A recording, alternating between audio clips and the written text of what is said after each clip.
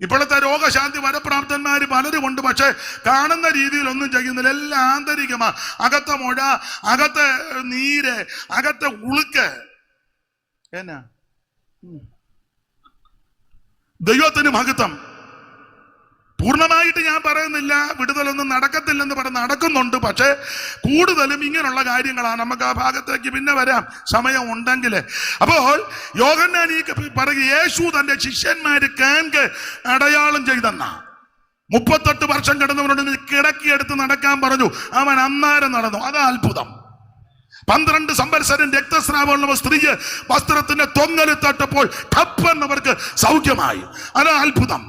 കൂനിയായ ഒരു സ്ത്രീ 10-18 കൊല്ലമായിട്ട് കൂനിയ, നടക്കാൻ പറ്റത്തില്ല. യേശു ചെന്ന് തൊട്ട് നിന്റെ ബന്ധനം അടിച്ചു, അവൾ അന്നേരം നിവർന്ന് നടന്നെന്നുള്ളതാ. ഇങ്ങനെ അത്ഭുത ശുശ്രൂഷ. കുരുടനെ അവിടുന്ന് കാഴ്ച കൊടുത്തു. ചെകിടനെ അവൻ സ്വത്ത് തുറന്നു വരാൻ പറഞ്ഞ് അന്നേരം തുറന്നെന്നുള്ളതാ. ഇതാ യേശു ചെയ്ത അത്ഭുതം. ഇന്നത്തെ അത്ഭുത വരപ്രാപ്തന്മാരിൽ മിക്കവരും, എല്ലാവരുമല്ല, മിക്കവരും ആൾക്കാർ കാണുകയും എടുക്കുകയും ചെയ്യുന്നൊന്നും പലതും ചെയ്യുന്നില്ല. എന്നാൽ ഇന്ന് രാത്രി പറയാ, യേശു ചെയ്തതെല്ലാം കാണുകയാ ചെയ്തത്. സ്തോത്രം. മരിച്ചവന്റെ മഞ്ചത്തെ കൊണ്ടുവരിക. ഏകജാതന അമ്മയ്ക്ക് ഒരു പയ്യനേ ഉള്ളൂ. ആ സ്ത്രീയും വളരെ മനോവേദനയോടെ വരിക.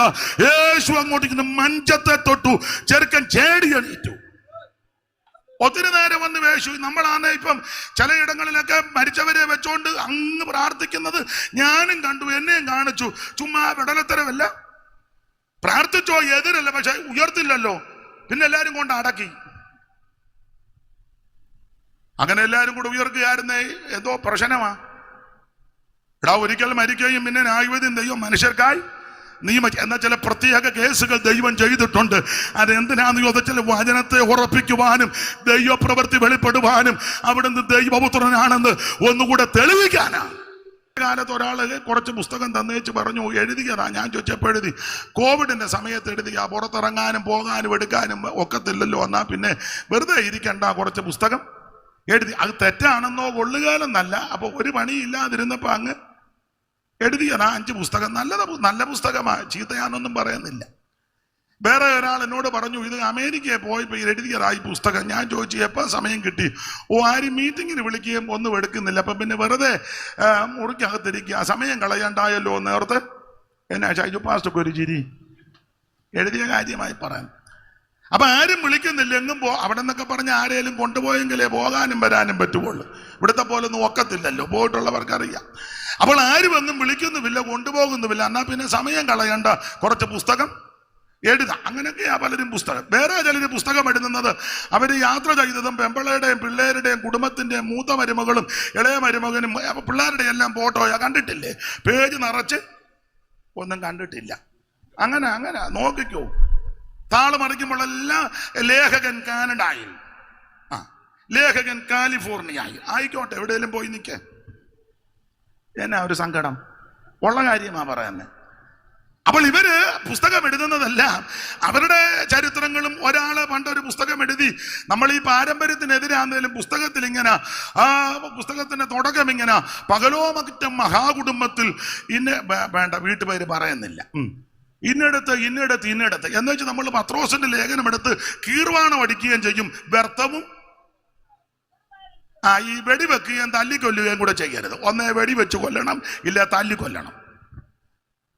അപ്പോൾ ഈ പാരമ്പര്യത്തിനെതിരാ പറയുന്നെങ്കിലും വിഷയത്തോടടുക്കുമ്പോ അതെ. ഇപ്പൊ പെന്തിക്കോസിൽ പറയുന്നില്ലേ 5ാം തലമുറയാണ്. അപ്പൊ ഇവനൊക്കെ ഒരു 10 തലമുറയ്ക്ക് മുമ്പ് വന്നിരുന്നെങ്കിൽ നമ്മളെ വല്ലതും വെച്ചേക്കുവോ? നിങ്ങൾ 2 സമാധാനം പറ. അതവിടെ നിൽക്കട്ടെ, ഒക്കുന്നെങ്കിൽ വരാം.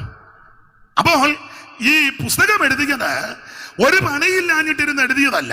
യോഹന്നാൻ പുസ്തകം എഴുതുവാൻ അതിന്റെ ഉദ്ദേശമുണ്ട്. വെറുതെ എഴുതിയതല്ല, നേരം പോക്കിന് എഴുതിയതല്ല. അല്ല, ഇത് വിൽക്കാന്നോർത്ത് എഴുതിയതല്ല. വിറ്റേച്ച് 10 പുത്തം കിട്ടും അതിനെഴുതിയതല്ല. എന്തുകൊണ്ടാണ് യോഹന്നാൻ എഴുതാൻ കാരണം? വായിച്ച് സുവിശേഷ പുസ്തകം എഴുതാൻ കാരണമെന്ന് നമുക്കറിയാം. യോഹന്നാന്റെ സുവിശേഷം 20-ാം അധ്യായത്തിന്റെ 30-ാമത്തെ വാക്യമാക്കി. എന്തുകൊണ്ടാണ് യോഹന്നാൻ സുവിശേഷം 21 അധ്യായം എഴുതിയത്? 20-ന്റെ 30. ഈ പുസ്തകത്തിൽ എഴുതിയിരിക്കുന്നതല്ലാതെ മറ്റനേകം അടയാളങ്ങൾ യേശു തന്റെ ശിഷ്യന്മാർക്ക് ചെയ്തു. അടയാളമൊക്കെ ചെയ്യുമ്പോ അങ്ങനെ ചെയ്യണം. ഇപ്പോഴത്തെ രോഗശാന്തി വരപ്രാപ്തന്മാര് പലരുമുണ്ട്, പക്ഷെ കാണുന്ന രീതിയിൽ ഒന്നും ചെയ്യുന്നില്ല. എല്ലാം ആന്തരികമാ. അകത്തെ മുഴ, അകത്തെ നീര്, അകത്തെ ഉളുക്ക്. എന്നാ ദൈവത്തിന് മഹത്വം. പൂർണ്ണമായിട്ട് ഞാൻ പറയുന്നില്ല വിടുതലൊന്നും നടക്കത്തില്ലെന്ന് പറഞ്ഞ് നടക്കുന്നുണ്ട്, പക്ഷെ കൂടുതലും ഇങ്ങനെയുള്ള കാര്യങ്ങളാണ്. നമുക്ക് ആ ഭാഗത്തേക്ക് പിന്നെ വരാം സമയം ഉണ്ടെങ്കിൽ. അപ്പോൾ യോഹന്നാൻ പറയും, യേശു തന്റെ ശിഷ്യന്മാര് കാൺകെ അടയാളം ചെയ്തെന്ന 38 വർഷം കിടന്നവരോട് കിടക്കിയെടുത്ത് നടക്കാൻ പറഞ്ഞു. അവൻ അന്നേരം നടന്നു. അതാ അത്ഭുതം. 12 സംവത്സരം രക്തസ്രാവമുള്ള സ്ത്രീ വസ്ത്രത്തിന്റെ തൊങ്ങല് തട്ടപ്പോൾ ടപ്പെന്നവർക്ക് സൗഖ്യമായി. അതാ അത്ഭുതം. കൂനിയായ ഒരു സ്ത്രീ 10-18 കൊല്ലമായിട്ട് കൂനിയ, നടക്കാൻ പറ്റത്തില്ല. യേശു ചെന്ന് തൊട്ട് നിന്റെ ബന്ധനം അടിച്ചു, അവൾ അന്നേരം നിവർന്ന് നടന്നെന്നുള്ളതാ. ഇങ്ങനെ അത്ഭുത ശുശ്രൂഷ. കുരുടനെ അവിടുന്ന് കാഴ്ച കൊടുത്തു. ചെകിടനെ അവൻ സ്വത്ത് തുറന്നു വരാൻ പറഞ്ഞ് അന്നേരം തുറന്നെന്നുള്ളതാ. ഇതാ യേശു ചെയ്ത അത്ഭുതം. ഇന്നത്തെ അത്ഭുത വരപ്രാപ്തന്മാരിൽ മിക്കവരും, എല്ലാവരുമല്ല മിക്കവരും, ആൾക്കാർ കാണുകയും എടുക്കുകയും ചെയ്യുന്നൊന്നും പലതും ചെയ്യുന്നില്ല. എന്നാൽ ഇന്ന് രാത്രി പറയാ, യേശു ചെയ്തതെല്ലാം കാണുകയാ ചെയ്തത്. സ്തോത്രം. മരിച്ചവന്റെ മഞ്ചത്തെ കൊണ്ടുവരിക. ഏകജാതന അമ്മയ്ക്ക് ഒരു പയ്യനേ ഉള്ളൂ. ആ സ്ത്രീയും വളരെ മനോവേദനയോടെ വരിക. യേശു അങ്ങോട്ടേക്ക് മഞ്ചത്തെ തൊട്ടു. ചെറുക്കൻ ചേടിയണീറ്റു. ഒത്തിരി നേരം വന്ന് യേശു. നമ്മളാണ് ഇപ്പം ചിലയിടങ്ങളിലൊക്കെ മരിച്ചവരെ വെച്ചോണ്ട് അങ്ങ് പ്രാർത്ഥിക്കുന്നത് ഞാനും കണ്ടു, എന്നെയും കാണിച്ചു. ചുമ്മാ വിടലത്തരമല്ല. പ്രാർത്ഥിച്ചോ എതിരല്ല, പക്ഷെ ഉയർത്തില്ലല്ലോ. പിന്നെ എല്ലാരും കൊണ്ട് അടക്കി. അങ്ങനെ എല്ലാരും കൂടെ ഉയർക്കുകയായിരുന്നേ എന്തോ പ്രശ്നമാ. ഒരിക്കൽ മരിക്കുകയും പിന്നെ ന്യായവിധി ദൈവം മനുഷ്യർക്കായി നിയമിച്ചു. എന്നാൽ ചില പ്രത്യേക കേസുകൾ ദൈവം ചെയ്തിട്ടുണ്ട്.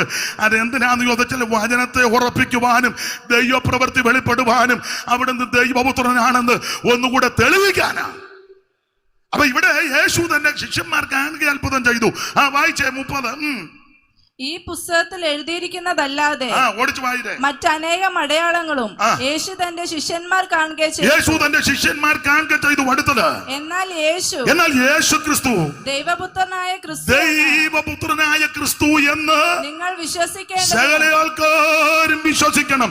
ഇന്ന് രാത്രി ഇവിടെ കൂടപ്പെട്ടവർ, ഓൺലൈനിലുള്ളവർ, ശബ്ദപരിധിക്ക് ശ്രദ്ധിക്കുന്ന സകല ആൾക്കാരും വിശ്വസിക്കേണ്ട ഒരേ ഒരു കാര്യം, യേശു ക്രിസ്തു, യേശു ദൈവപുത്രനായ ക്രിസ്തു, യേശു ദൈവപുത്രനായ ക്രിസ്തു എന്ന് നിങ്ങൾ വിശ്വസിക്കേണ്ടതിനും. മോടെ പേരെന്നാ? പേരുന്നാള് വന്നില്ലേ? പേര് ജിബിൻ. ജിബിൻ ബായിര് വായിക്കേ. ദൈവപുത്രനായ ക്രിസ്തു എന്ന് നിങ്ങൾ വിശ്വസിക്കേണ്ടതിനും. യേശു ദൈവപുത്രനായ ക്രിസ്തു എന്ന് നിങ്ങൾ വിശ്വസിക്കേണ്ടതിന്. പിന്നെ വിശ്വസിച്ചേച്ച് അങ്ങ് പോയാ പോരാ. വിശ്വസിച്ചിട്ട് അവന്റെ നാമത്തിൽ, അവിടുത്തെ തിരുനാമത്തിൽ നിങ്ങൾക്ക് നിത്യജീവൻ ഉണ്ടാകേണ്ടതിന് അതിനായി ഇത് എഴുതിയത്. അപ്പൊ സുവിശേഷത്തിലെ 21 അധ്യായം പിന്നെ തിരിച്ചത്. എന്നിരുന്നാലും അങ്ങ് പറയുക, ഈ സുവിശേഷ പുസ്തകം എഴുതിയത് ഒരു പണിയില്ലാതിരുന്ന് എഴുതിയതല്ല. സകല മനുഷ്യരും വിശ്വസിക്കണം യേശു ദൈവപുത്രനായ ക്രിസ്തു. ഇന്ന് രാത്രി പന്തലിലുള്ളവരും ദൂരത്ത് നിൽക്കുന്നവരും ചാരത്തിരിക്കുന്നവരും സമീപവാസികളും സ്ഥലവാസികളും ശബ്ദപരിധിയിൽ ശ്രമിക്കുന്ന സകല ആൾക്കാരും വിശ്വസിക്കണം യേശു ദൈവപുത്രനായ ക്രിസ്തു. വിശ്വസിച്ച പൊടിയും കൊട്ടി പോയാ പോരാ, നിത്യജീവൻ പ്രാപിക്കണം. ഓരോ ക്രൂസൈഡിനും വന്ന് കൈയടിച്ച് കൊള്ളാം, തരക്കേടില്ല, പന്തലൊക്കെ നല്ലതായിരുന്നു, നല്ല അറേഞ്ച്മെന്റ്സ് കൊള്ളാം, നേരെ പൂവൊക്കെ വെച്ചിട്ടുണ്ട്, നന്നായിരിക്കുന്നു, പാട്ടുകാരും വലിയ തരക്ക്, 2 സെറ്റ് തബല അടിച്ച് പെരുക്കുക, അത് നല്ലതാ. അഭിപ്രായം പറഞ്ഞേച്ച് പോരാ. ഇതിന് അഭിപ്രായം ഒന്നും പറഞ്ഞില്ലെങ്കിലും നിനക്ക് നിത്യജീവൻ കിട്ടണം, നിനക്ക് നിത്യജീവൻ ഉണ്ടാകണം. നിത്യജീവൻ തരുവാനായി യേശു വന്നിരിക്കുന്നത്. അതിനായി യോഹന്നാൻ ഈ സുവിശേഷ പുസ്തകം എഴുതിയത്, ചുമ്മാ എഴുതിയതല്ല. 3 ലേഖനം എഴുതിയല്ലോ. 3 ലേഖനം. എന്താ ലേഖനം എഴുതാൻ കാരണം? ഒരു വാക്യം വായിച്ചോ, എല്ലാ വാക്യവും എടുപ്പിക്കാൻ നേരമില്ല. യോഹന്നാന്റെ 1-ാം ലേഖനം 2-ാം അധ്യായത്തിന്റെ 1-ാം വാക്യമായൊരു ലേഖനം എഴുതാൻ കാരണം എന്നാ?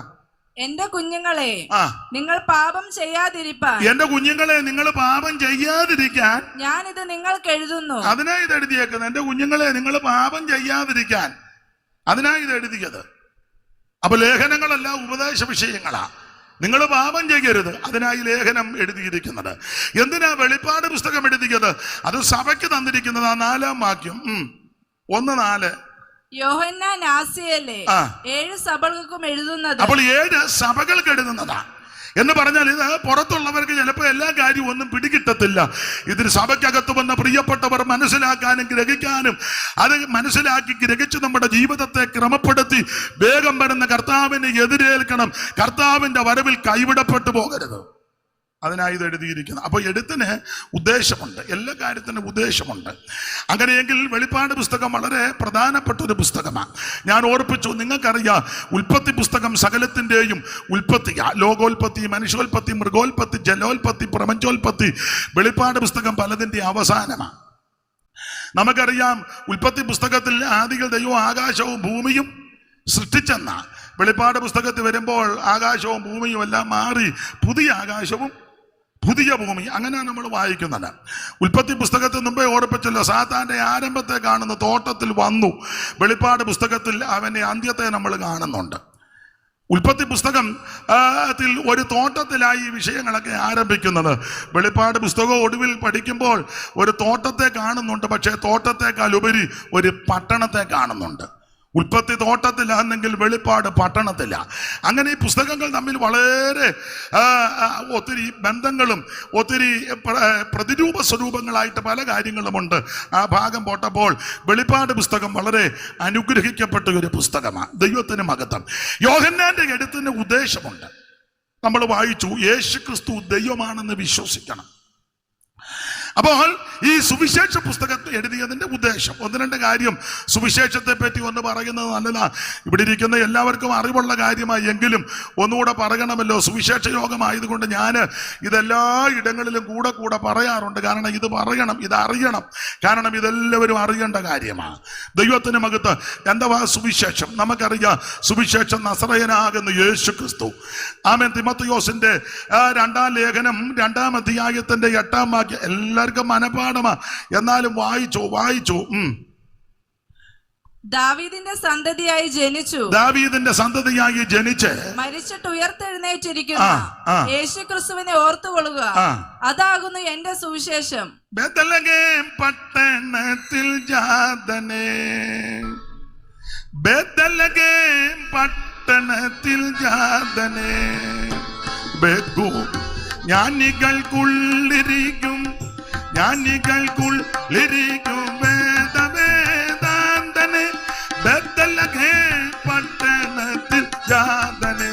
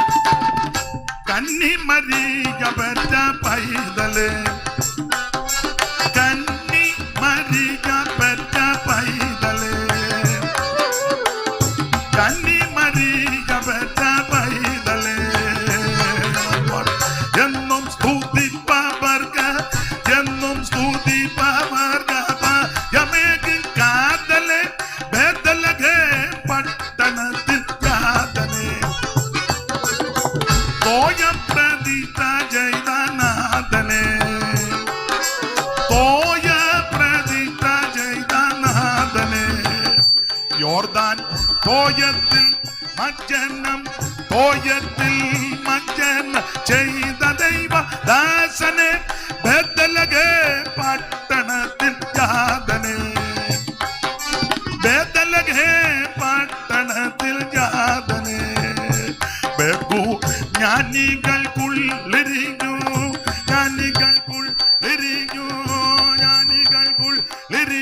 വേദവേദാന്തനെ, ബേത്ലഹേം പട്ടണത്തിൽ ജാതനേ. അപ്പൊ ശ്രദ്ധിക്കുക, എന്താണ് സുവിശേഷം? അതാണ് ഇവിടെ വായിച്ചു കേട്ടത്. ദാവീദിന്റെ സന്തതിയായി വായിച്ചേ, ദാവീദിന്റെ സന്തതിയായി ജനിച്ച് മരിച്ചിട്ട് ഉയർത്തെഴുന്നേറ്റിരിക്കുന്ന യേശുക്രിസ്തുവിനെ ഓർത്തുകൊള്ളുക. അലോകുന്ന സുവിശേഷം എന്നെ കേൾക്കുന്ന പ്രിയരെ, സുവിശേഷം മതം മാറ്റുകയല്ല. ചില ആൾക്കാർ പറയുന്ന മതം ഒരു വട്ടുപിടിച്ച തള്ളയുണ്ട്, മതം മാറ്റമാണ്. ആരെ മതം മാറ്റാണ്? ഇത് മതം മാറ്റമല്ല, സഭ മാറുന്ന കാര്യവുമല്ല ഈ പറയുന്നത്, സംഘടന മാറുന്ന കാര്യവുമല്ല. സുവിശേഷം എന്ന് പറഞ്ഞാൽ നാട്ടുകാരുടെ സ്വൈര്യം കെടുത്തുകയോ വഴി ബ്ലോക്ക് ചെയ്യുകയോ അല്ലെങ്കിൽ സഞ്ചാര സ്വാതന്ത്ര്യത്തിന് ഹാനി വരുത്തുന്ന മാർഗമൊന്നുമല്ല സുവിശേഷം. അവരന്റെ വലയെടുത്തോണ്ട് വാ വത്സാ, നിന്നെ ഞാൻ പ്രസാദിച്ചു വത്സാന്ന് പറഞ്ഞ് നിൽക്കുന്ന നല്ല സുവിശേഷം. വത്സൻ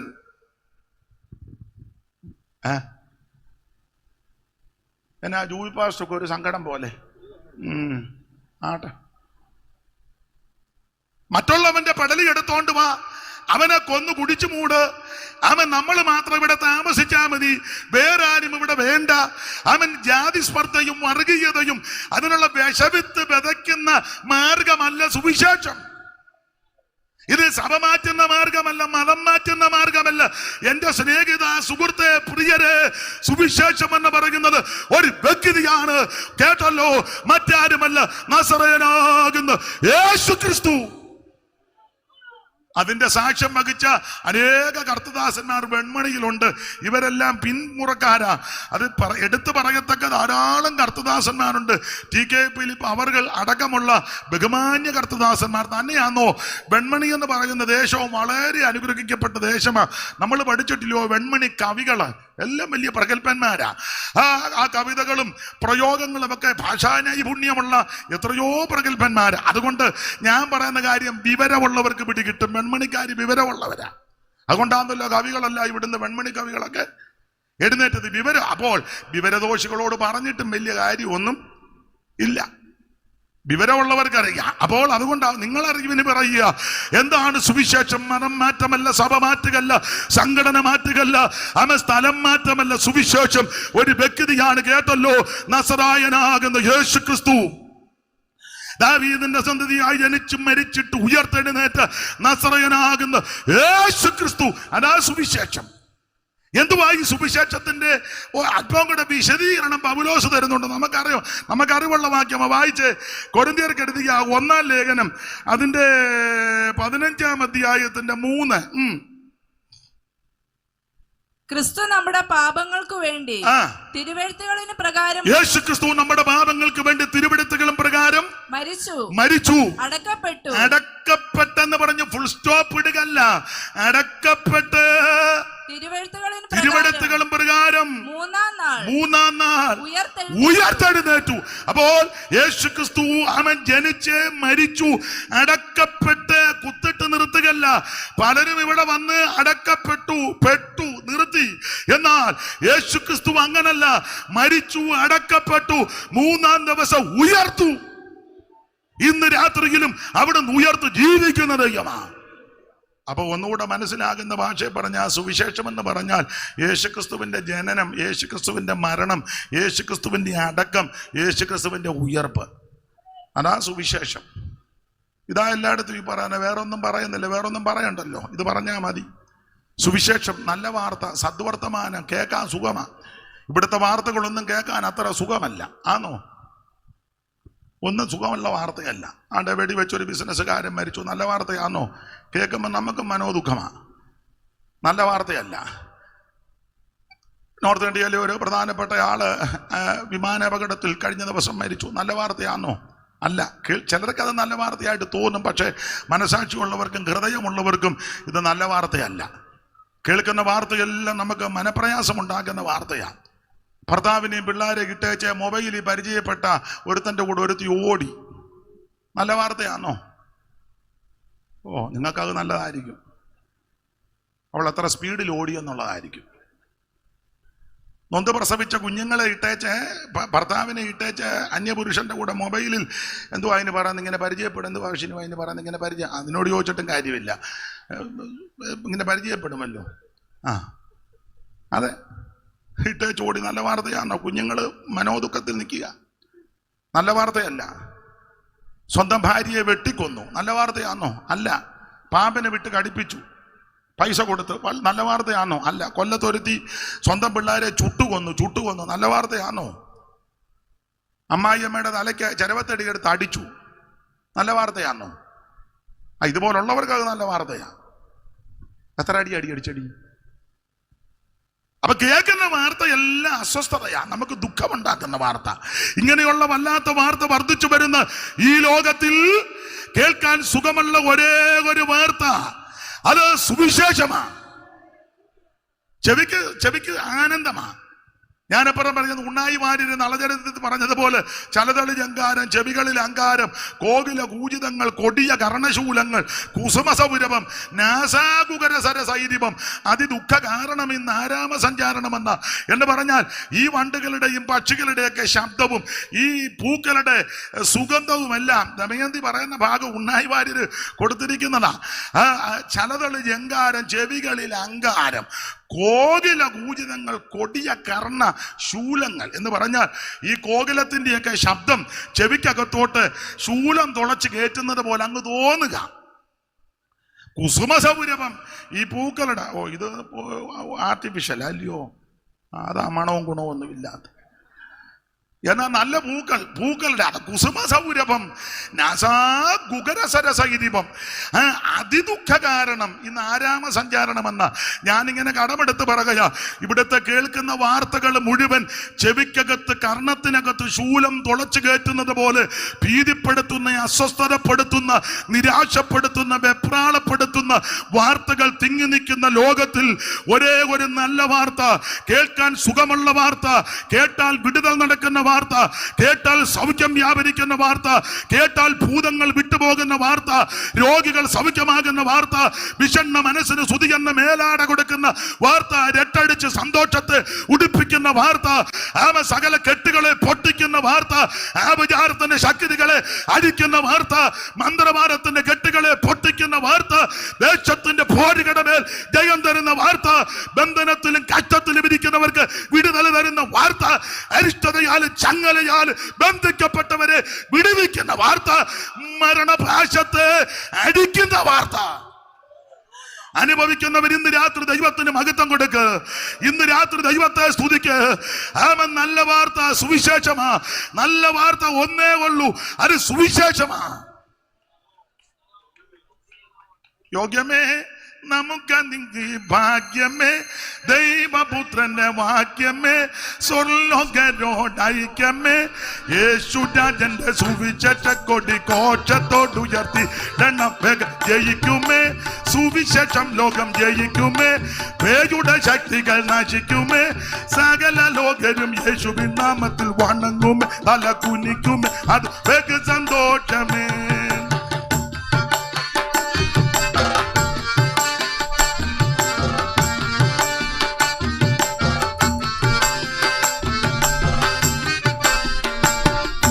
ഇടിക്കണം പേയും കോട്ട നാം ഇടിക്കണം, ജാതി ഭേദങ്ങൾ മുടിക്കണം.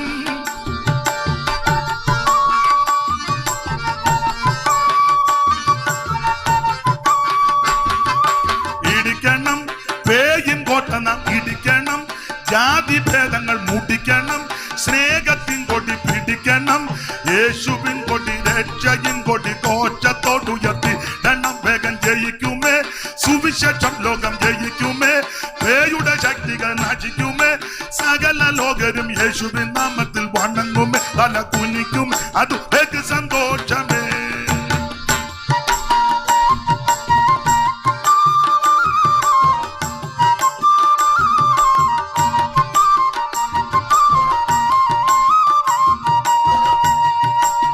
കരമുയർത്തി ദൈവത്തെ മഹത്വപ്പെടുത്ത. എന്നെ കേൾക്കുന്ന പ്രിയരെ, ബഹുമാന്യരെ, നല്ല വാർത്തയൊന്നേ ഉള്ളൂ, സുവിശേഷമാ. അതാരോടും പറയാം, എവിടെയും പറയാം, ഏത് സമയത്തും പറയാം. കാരണം ഈ വാർത്തയ്ക്ക് മറ്റ് അപാകതയൊന്നുമില്ല. മറ്റു വാർത്തകളൊന്നും എപ്പോഴും എല്ലാവരോടും എല്ലായിടത്തും പറയാനൊക്കത്തില്ല. പക്ഷെ ഈ വാർത്ത ഒറ്റ വാക്കി പറയാം. അതാ ഈ വാർത്തയുടെ പ്രത്യേകത. ഒറ്റ വാക്കി പറയാം, യേശു രക്ഷിക്കും. വിശദീകരിച്ചും പറയാം, മണിക്കൂറുകൾ എടുത്തും പറയാം. ഈ വാർത്തയുടെ വിശേഷം ഇങ്ങനെ ഏത് വാർത്തയുണ്ട്? ഒറ്റ വാക്കി പറയാൻ കൊള്ളാവുന്ന വാർത്ത. സ്തോത്രം, അത് സുവിശേഷമാണ്, നല്ല വാർത്തയാ, രക്ഷയുടെ ദൂത. അപ്പോൾ എന്താണ് സുവിശേഷം? അത് നസറയനാകുന്ന യേശു ക്രിസ്തു. അതിന് അല്പം ഒരു വിശദീകരണമാ. യേശുക്രിസ്തുവിന്റെ ജനനം, യേശുക്രിസ്തുവിന്റെ മരണം, യേശുക്രിസ്തുവിന്റെ അടക്കം, യേശുക്രിസ്തുവിന്റെ ഉയർപ്പ്, അതാ സുവിശേഷം. ആട്ടെ, ഒന്നുകൂടെ നല്ല വാർത്തയാ. ജനനം നല്ല വാർത്തയാ. ക്രിസ്തുവിന്റെ ജനനത്തോടുള്ള ബന്ധത്തിൽ നല്ല നല്ല കാര്യങ്ങൾ അവിടെ പറഞ്ഞേക്കുന്നത്. ലൂക്കോസിന്റെ സുവിശേഷം 2-ാം അധ്യായത്തിന്റെ 8 മുതൽ വായിച്ചു. എൻ്റെ വിഷയമല്ലെന്നറിയാമെങ്കിലും സുവിശേഷ യോഗമായതുകൊണ്ട് ഇത് പറയാതിരിക്കാൻ ഒക്കത്തില്ലല്ലോ. 2-ന്റെ 8 മുതൽ വായത്. ലൂക്കോസ് വായിക്കമ്മേ.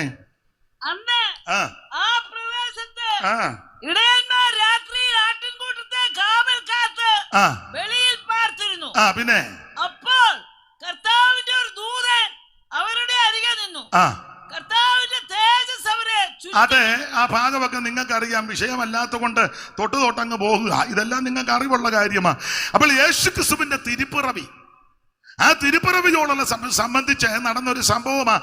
ആ കണ്ണികയ്ക്കകത്ത് 2-ാം അധ്യായത്തിന്റെ 8 മുതൽ 13 വരെയുള്ള തിരുവെഴുത്തിൽ പല കാര്യങ്ങൾ രേഖപ്പെടുത്തി. ക്രിസ്തുവിന്റെ തിരുജനനം, ആ തിരുജനനത്തിൽ എന്തോ സംഭവിച്ചു.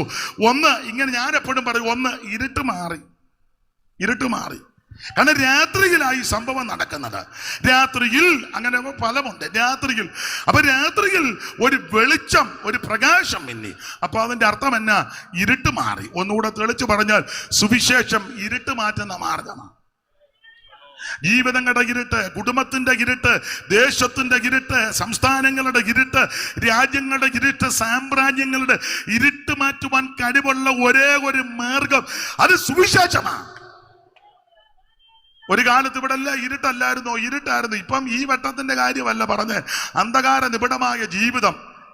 മനുഷ്യനായിട്ട് കാണത്തില്ല. മൃഗത്തിന് തുല്യമായിട്ടാ അല്ല. ഇപ്പം പണ്ട് എസ് രാധാകൃഷ്ണൻ പറഞ്ഞ പോലെ ഈ മൃഗത്തോട് മനുഷ്യനെ തുലനപ്പെടുത്തരുതെന്നാ പുള്ളി പറഞ്ഞത്. സർവേപ്പള്ളി രാധാകൃഷ്ണൻ, എസ് രാധാകൃഷ്ണൻ, അദ്ദേഹത്തിന് ഏതാണ്ട് 28 ഡോക്ടറേറ്റോളം ഉണ്ടായിരുന്നെന്നാ. ഷൗമേൽ സാറേ, ഇല്ലയോ? എസ് രാധാകൃഷ്ണൻ, സർവേപ്പള്ളി. അദ്ദേഹം പ്രൊഫസർ ആയതുകൊണ്ട് ജ്ഞാനമുള്ളയാളാണ്.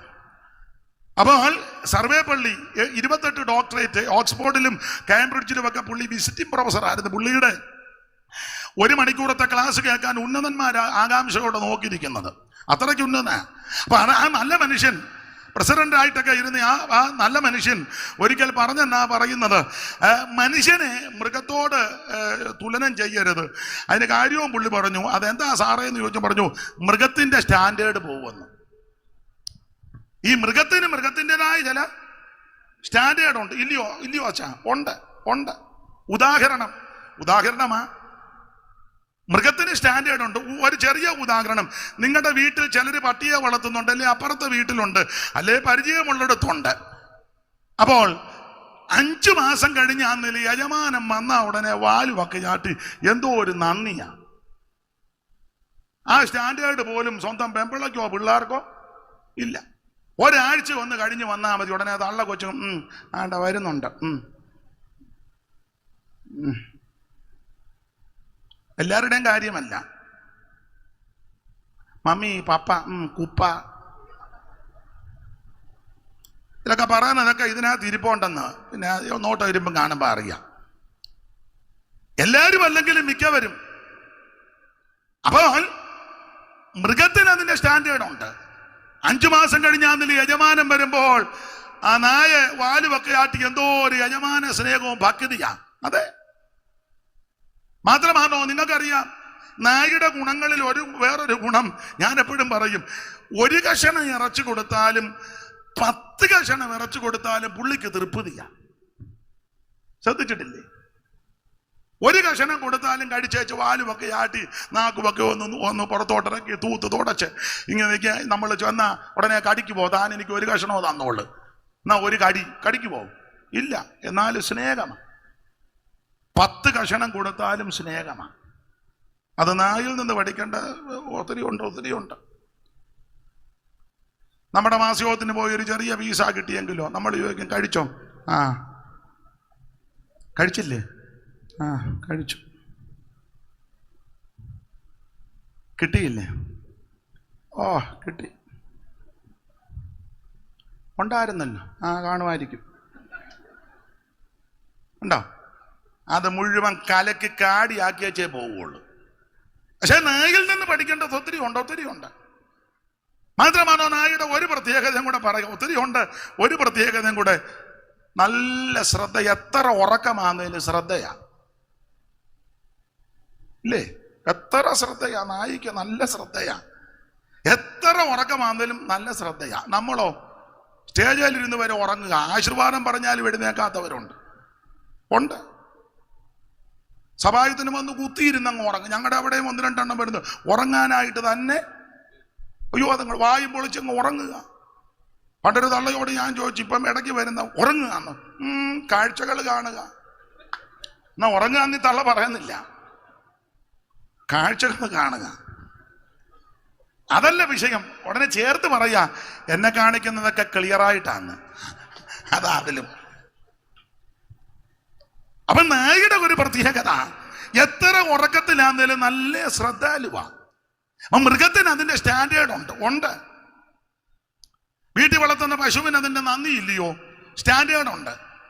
അമ്മ അങ്ങോട്ട് മാറ്റി കെട്ടി കണ്ടത്തിലോ അല്ലെ പുറയിടത്തിലോ കെട്ടിയച്ച് അമ്മ അല്പം കഴിഞ്ഞ് പീടികയിലോട്ടൊന്ന് പോയ എന്തായാലും മേടിക്കാൻ, ഉടനെ ആ പശു അല്ലെ കന്നാല് അമ്മാ ഇല്ലേ, ഉടനെ അമ്മ അവിടെ നിന്ന്, അവർക്ക് ഭാഷ അറിയാം, വരുന്നടി ഞാൻ കടയിൽ പോയിട്ട് വരാം. അത് ഇണങ്ങി നിൽക്കുക. എന്ത് നന്ദിങ്ങ. നമ്മുടെ പിള്ളേരോ കലിങ്കലിക്കാന്ന് വരുന്നുണ്ട് ഇപ്പൊ ഇങ്ങോട്ട്. ആരാടാ? ഓ, ഞങ്ങളുടെ ഉപ്പ ഉണ്ടോ? അതാ എസ് രാധാകൃഷ്ണൻ പറഞ്ഞത്, മനുഷ്യനെ മൃഗത്തോട് തുലനപ്പെടുത്തരുത്, മൃഗത്തിന്റെ സ്റ്റാൻഡേർഡ് പോകും. വിലാപങ്ങളുടെ പുസ്തകത്തിൽ ഒരു വാക്യമുണ്ട്, കുറുനരികള് മുല കാണിച്ചു കുഞ്ഞുങ്ങളെ കുടിപ്പിക്കുന്നു. അതിന്റെ സ്റ്റാൻഡേർഡ്. കുറുനരികള് മുല കാണിച്ചു കുഞ്ഞുങ്ങളെ പാല് കുടിപ്പിക്കുന്നു. നമ്മുടെ ആൾക്കാരോ പെറ്റിട്ടേച്ചങ്ങ് പോകുമല്ലോ, കൊച്ചിന് മുലപ്പാല് പോലും ചിലത് കൊടുക്കത്തില്ല. ചിലര് കാശുണ്ടാക്കാൻ ആർത്തിയോടോടുക. ഇപ്പൊ നിങ്ങൾ പറയും, തനിക്ക് അങ്ങനെ പറഞ്ഞാൽ മതി, ഞങ്ങൾ എന്ത് കഷ്ടപ്പെട്ട ജീവിക്കുന്നത്. ആയിക്കോട്ടെ, ഞാൻ വേണ്ട പുസ്തകത്തിന്റെ വെളിച്ചത്തിൽ പറയുകയാ. ഹന്നായിക്ക് പള്ളിയിൽ പോയി പ്രാർത്ഥിച്ചൊരു കൊച്ചിനെ കിട്ടി. അവൻ എൽക്കാന പറഞ്ഞു, അന്നാമ്മേ പള്ളിയിൽ പോയി പ്രാർത്ഥിച്ച് കിട്ടിയ കുഞ്ഞ, എന്റെ ഭാഷയാ പള്ളിക്കുഞ്ഞാ, പള്ളിക്ക് കൊടുക്ക. അന്നാമ്മ പറഞ്ഞു പള്ളിക്ക് കൊടുക്ക, പക്ഷേ അതിന്റെ മുലകുടി ഒന്ന് മാറട്ടെ. അതുപോലും മനുഷ്യൻ കാണിക്കുന്നില്ലല്ലോ. കുഞ്ഞിനെ പ്രസവിച്ച് കൊടുത്തേച്ച് അമ്മയുടെ കയ്യിലോട്ട് കൊടുത്തേച്ച് ഓടുക. 1 വർഷമെങ്കിലും ഒന്ന് അവധി എടുക്ക കുഞ്ഞുമായിട്ടെ. അമ്മയുടെ ഓരം ചേർന്ന് കിടന്ന് അമ്മ ചൂടൊക്കെ വന്ന്, അതിന് അമ്മയ്ക്ക് അമ്മയുടെ ചൂട് കിട്ടണം. അതിന് എന്തുവാ നാടൻ ഭാഷ അനച്ച പറ്റിയെന്ന, അങ്ങനെ അനച്ച പറ്റി. അത് കൊച്ചുകുഞ്ഞു ഉപദേശി ഒരു വരി എഴുതി, അനച്ച പറ്റി പസിപ്പാൻ മാറും അതിനു വേണ്ട സമസ്ത വഴിയും, അനച്ച പറ്റി വസിപ്പാൻ മാറും അതിനു വേണ്ട സമസ്ത, തനിക്കു ലഭിച്ച കഴിവ് പോൽ കൊടുത്തു പോറ്റുന്ന അതിന്റെ തള്ളയും, തനിക്കു ലഭിച്ച കഴിവ് പോൽ കൊടുത്തു പോറ്റുന്ന അതിന്റെ തള്ളയും.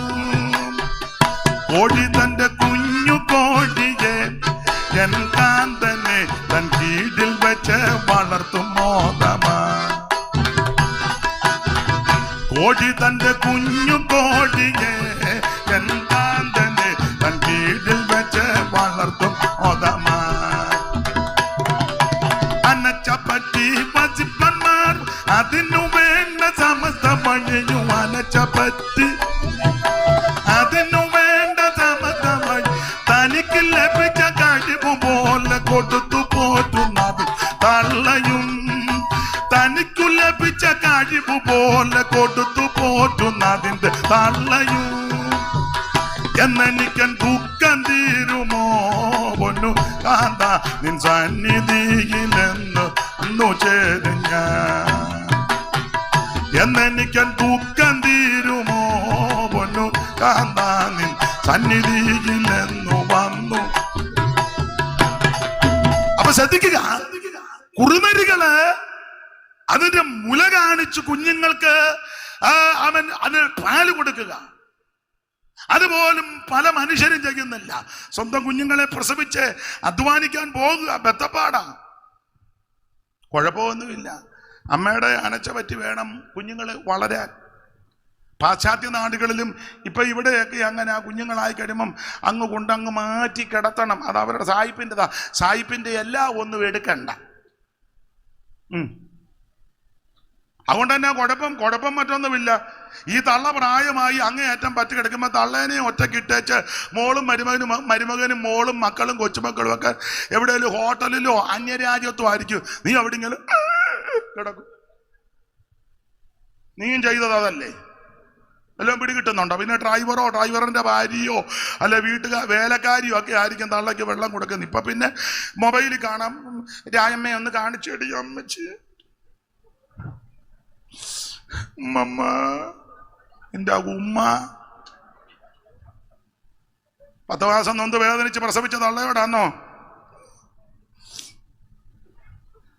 തങ്കയമ്മയുടെ താടി ഒന്ന് ചരിഞ്ഞിരിക്കുന്നടി. തങ്കയായതെല്ലാം പിടിച്ച് ആരോട് പറയാനാ? വേറെ പുസ്തകത്തിലെ പ്രമാണം ഞാൻ പറയാം. യാക്കോബ് മരിക്കുമ്പോൾ പിള്ളേരെല്ലാം മട്ടം ഉണ്ടായിരുന്നു. വിതയ്ക്കുന്നത് കൊയ്യും, ആ ഭാഗം അങ്ങ് വിടുക. അപ്പോൾ ഇന്ന് രാത്രി ഓർപ്പിക്കട്ടെ, മൃഗത്തിന്റെ സ്റ്റാൻഡേർഡ് പോലും ചില മനുഷ്യർക്കില്ല. അതിൻ്റെതായ സ്റ്റാൻഡേർഡുണ്ട്. അതുകൊണ്ട് ഇന്ന് രാത്രി എനിക്ക് ഓർപ്പിക്കാനുള്ളത് സുവിശേഷം. എന്തുവാ സുവിശേഷം?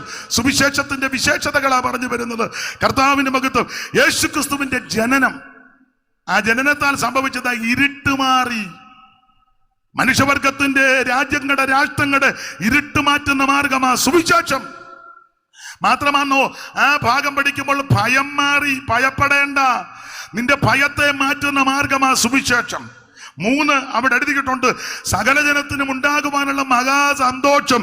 സുവിശേഷം സന്തോഷം തരുന്ന മാർഗമാ. ധാന്യവും വീഞ്ഞും വർദ്ധിച്ചപ്പോൾ അവർക്കുണ്ടായതിലും അധികം സന്തോഷം പ്രദാനം ചെയ്യുന്ന ഒരേ ഒരു മാർഗം അത് സുവിശേഷമാണ്. മാത്രമാണോ നിങ്ങൾക്കൊരു രക്ഷിതാവ്. അപ്പൊ സുവിശേഷത്തിന്റെ വിശേഷത, നമ്മളെ രക്ഷിക്കുന്ന ഒരുവനുണ്ട്. അതാണ് നല്ല വാർത്ത, സദ്വർത്തമാനം, സന്തോഷ വാർത്തയാ. യേശുക്രിസ്തുവിന്റെ ജനനം നല്ല വാർത്തയാ, അല്ല മരണവും നല്ല വാർത്തയാ. ക്രിസ്തുവേശുവിന്റെ മരണം ഒരു നല്ല വാർത്തയാ. ഈ മരണം എന്നുള്ളത് സാധാരണ ലോകത്തിന്റെ ഗതി അനുസരിച്ച് മരണം നല്ല വാർത്തയല്ല. ഇന്ന് രാത്രി ഈ കൺവെൻഷനിൽ വന്നേച്ച് സൈമൺ പാസ്റ്ററോട് പറയാ, ഇന്നയാള് മരിച്ചു. ഉടനെ പുള്ളി പറയാ, ഞാനൊരു നല്ല വാർത്ത പറയാൻ പോവാ, തെക്കേലെ നമ്മുടെ വേവിച്ചായ മരിച്ചു. നല്ല പുള്ളി പറയുമെന്ന് എനിക്ക് തോന്നുന്നില്ല. സങ്കടത്തോടാ, കേൾക്കുന്നവർക്കും സങ്കടമാ. മരണം നല്ല വാർത്തയല്ല. എപ്പോഴും ദുഃഖവും മനോവേദനയും ആ മരിച്ച വ്യക്തിയോട് ബന്ധപ്പെട്ട് നിൽക്കുന്നവർക്കൊക്കെ മനസ്സിന് വിഷമമുണ്ടാക്കുന്ന വാർത്തയാ മരണ വാർത്ത. എന്നാൽ അതിനെല്ലാം വ്യത്യസ്തമാ യേശുക്രിസ്തുവിന്റെ മരണം. എന്താ യേശുക്രിസ്തുവിന്റെ മരണത്തിന്റെ വാർത്ത സന്തോഷ വാർത്തയാകാൻ കാരണം? അതാ വാക്യത്തിൽ തന്നെ എഴുതിയിട്ടുണ്ടല്ലോ, സന്തോഷ വാർത്ത ആകാൻ കാരണം. വായിച്ചേ 15:3 കൊരിന്ത്യർക്ക് എഴുതിയ 1-ാം ലേഖനം 15-ാം അധ്യായത്തിന്റെ 3-ാം വാക്യം. എന്താ ഇത് സന്തോഷ വാർത്തയാകാൻ കാരണം? വായിരേ, ക്രിസ്തു നമ്മുടെ പാപങ്ങൾക്ക് വേണ്ടി തിരുവെഴുത്തുകളിന് പ്രകാരം മരിച്ചു. അപ്പോൾ യേശുക്രിസ്തുവിന്റെ മരണം സന്തോഷ വാർത്തയാകാൻ കാരണം നമ്മുടെ പാപങ്ങൾക്ക് വേണ്ടിയാണ് യേശു മരിച്ചത്. ഇങ്ങനെ പാപങ്ങൾക്ക് വേണ്ടി മരിക്കുക വന്ന ആരുമില്ല, ആരും മരിച്ചിട്ടില്ല. മനുഷ്യവർഗത്തിന്റെ പാപത്തിന് പരിഹാരം വരുത്തുവാൻ മരിച്ചവൻ ഒരുവൻ മാത്രമേ ഉള്ളൂ. അത് ഞാനും നിങ്ങളും ആരാധിക്കുന്ന, നമ്മെ രക്ഷിച്ച് നമ്മുടെ പാപത്തെ മോചിച്ച നസറേയനാകുന്ന യേശുക്രിസ്തു. ചില മിനിറ്റുകൾ കഴിയുമ്പോൾ സ്വോത്രകാഴ്ച എടുക്കും. ഇതൂടൊന്ന് ഒരു പോയിന്റ് നിർത്തി വെച്ച് വരാം. എന്താ അതോ ഇപ്പം വേണോ? ആരും പോകുകയല്ല, എല്ലാരും തരും. അപ്പൊ ശ്രദ്ധിച്ചേ, എന്താണ് ഈ വാർത്ത? യേശുക്രിസ്തുവിന്റെ മരണം ഇത് നല്ല വാർത്തയാ. 1-2 കാര്യം പറയാ. ഈ മരണത്തിന്റെ വിശേഷത, എല്ലാവരുടെയും മരണം പോലല്ല യേശുവിന്റെ മരണം. എല്ലാവരുടെയും മരണം പോലെ യേശുവിന്റെ മരണത്തെ കാണരുത്. എന്താ യേശുവിന്റെ മരണത്തിന്റെ പ്രത്യേകത? വാക്യങ്ങൾ എടുത്ത് വായിപ്പിക്കുന്നില്ല. 1, ഈ മരണത്തിന്റെ വിശേഷത, 1, അവിടുന്ന് മരിക്കാനായി ഇങ്ങോട്ട് വന്നത്. ഞാനും നിങ്ങളുമെല്ലാം ജീവിക്കാൻ വന്നവരാ. ഇരിപ്പ് കാണുമ്പോൾ അറിയാം, എല്ലാവരും ജീവിക്കാനാ. കുറെ നാളും കൂടെ ജീവിക്കണം. അതല്ലയോ മാപ്പിളയും പെപ്പിളും കൂടെ മഞ്ഞത്ത് ഇങ്ങനെ പോകുന്ന കണ്ടിട്ടില്ലേ രാവിലെ? എന്താ അതിന്റെ അർത്ഥം? കുറച്ച് നാളുകൂടെ വലിയ കുഴപ്പമില്ലാതെ ജീവിക്കണം. നമ്മൾ ഭക്ഷണത്തിനിരിക്കുമ്പോൾ ഞാൻ എന്നെയും പ്രതിയാക്കിയാ പറഞ്ഞത്. ചിലരോട് പറയാം, അച്ചായ ഇച്ചിരി മെഴുക്ക് പുരട്ടി. വേണ്ട. എന്നാ? ഓ ഇഷ്ടമല്ലേ? ഇഷ്ടമാ, പക്ഷേ എന്നാ ഒരു പപ്പടം. അയ്യോ എത്ര നാളായി പപ്പടം ഞാൻ എന്നാ ഉപ്പല്ലയോ, എന്നാ ഇച്ചിരി ബീഫ് ഒലത്തിയത്. ഒലത്തിയതെന്നൊക്കെ നല്ലതാ, പക്ഷെ വേണ്ട. എന്ത് ചോദിച്ചാലും പുള്ളിക്ക് വേണ്ട. ഒടുവിൽ പുള്ളി ഇങ്ങോട്ട് ചോദിക്കും, പാവയ്ക്കാ തോരനുണ്ടോ? ഉണ്ട്. ഇച്ചിരിതാ. കുക്കുംബർ ഉണ്ടോ? അത് ഇല്ല, ഇപ്പം മേടിച്ചോണ്ട് വരാം. എങ്ങനെയാലും ഇച്ചിരി കൊണ്ടുപോവാ. അപ്പം നമ്മൾ പിന്നെ ഇടഞ്ഞു ചോദിക്കുക, എന്നാ കുറച്ച് നാളുകൂടെയൊക്കെ ജീവിക്കണമെന്ന് ആഗ്രഹമുണ്ട്. നമ്മളെല്ലാം ഇവിടെ ജീവിക്കാൻ വന്നതാണ്. അതില്ലേ ചിലത് 8:45 ബൈബിളിൻ്റെ സിബ് ഇടുന്നത്. കാരണം 9 മരുന്ന് എടുക്കണം, ഇല്ലേ ആള് വീഴും. അതാ ജീവിക്കാനാ. എല്ലാം ഇവിടെ വന്നവരെല്ലാം ജീവിക്കാനാ. നമ്മൾ ചില കടയിൽ ചെന്ന് ചില സാധനമൊക്കെ മേടിക്കുമ്പം ചോദിക്കല്ലേ എന്തോ വിലയാ. ഉടനെ കടക്കാരനല്ലേ, മീൻകാരനല്ലേ, ബിസിനസ്സുകാരൻ പറയും ഇന്ന വിലയാ. ഉടനെ നമ്മൾ ഇത്ര വിലയുണ്ടോ? സാറേ ജീവിക്കണ്ടേ? അപ്പൊ ഇവിടെ വന്നിരിക്കുന്നവരെല്ലാം ജീവിക്കാൻ വന്നതാ. എന്നാൽ മരിക്കാനായിട്ട് വന്ന ഒരുവൻ മാത്രമേ ഉള്ളൂ, അത് നസറയനാകുന്നു യേശു. എന്തിനാ യേശു മരിച്ചത്? മനുഷ്യവർഗത്തിന്റെ പാപത്തിന് പരിഹാരം വരുത്തുവാൻ. യേശു പറഞ്ഞു മരിക്കാനാ വന്നെന്ന്. മരണത്തിന്റെ വിശേഷതയാ. ഒന്ന് കൂടെ പറഞ്ഞു, ഒന്ന് മരിക്കാൻ വന്നതാ. 2 കൂടെ യേശു പറഞ്ഞു ഞാൻ മരിക്കുമെന്ന്. മനുഷ്യപുത്രൻ മരിക്കും, മനുഷ്യപുത്രനെ കൊല്ലും. കൂടെ യേശു പറഞ്ഞു. ഇങ്ങനെ പറഞ്ഞ ഏതെങ്കിലും നേതാവുണ്ടോ? ഇവിടെ എത്രയോ മിടുക്കന്മാരും ഉന്നതന്മാരും രാഷ്ട്രീയ പുങ്കവന്മാരും മത നേതാക്കന്മാരും സാമുദായിക ഭരണ പരിഷ്കർത്താക്കളും മതസ്ഥാപകന്മാരും രാജാക്കന്മാരും മിടുക്കന്മാരും ഒക്കെ ധാരാളം പേര് വന്ന ലോകമല്ലയോ? ആരേലും കൂടെ പറഞ്ഞോ ഞാൻ മരിക്കും. ആമൻ. എല്ലാവരും വെട്ടിപ്പിടിക്കാൻ നടക്കുക. പക്ഷേ കൂടെ മരിക്കുമെന്ന് പറഞ്ഞ ഒരുവനേ ഉള്ളൂ, അത് നസറയനാകുന്ന യേശു ക്രിസ്തു മാത്രമാണ്. 3 എങ്ങനെ മരിക്കുമെന്ന് യേശു പറഞ്ഞു. ഇവിടെ ഇരിക്കുന്ന നമുക്ക് ആർക്കും പറയാനൊക്കത്തില്ല.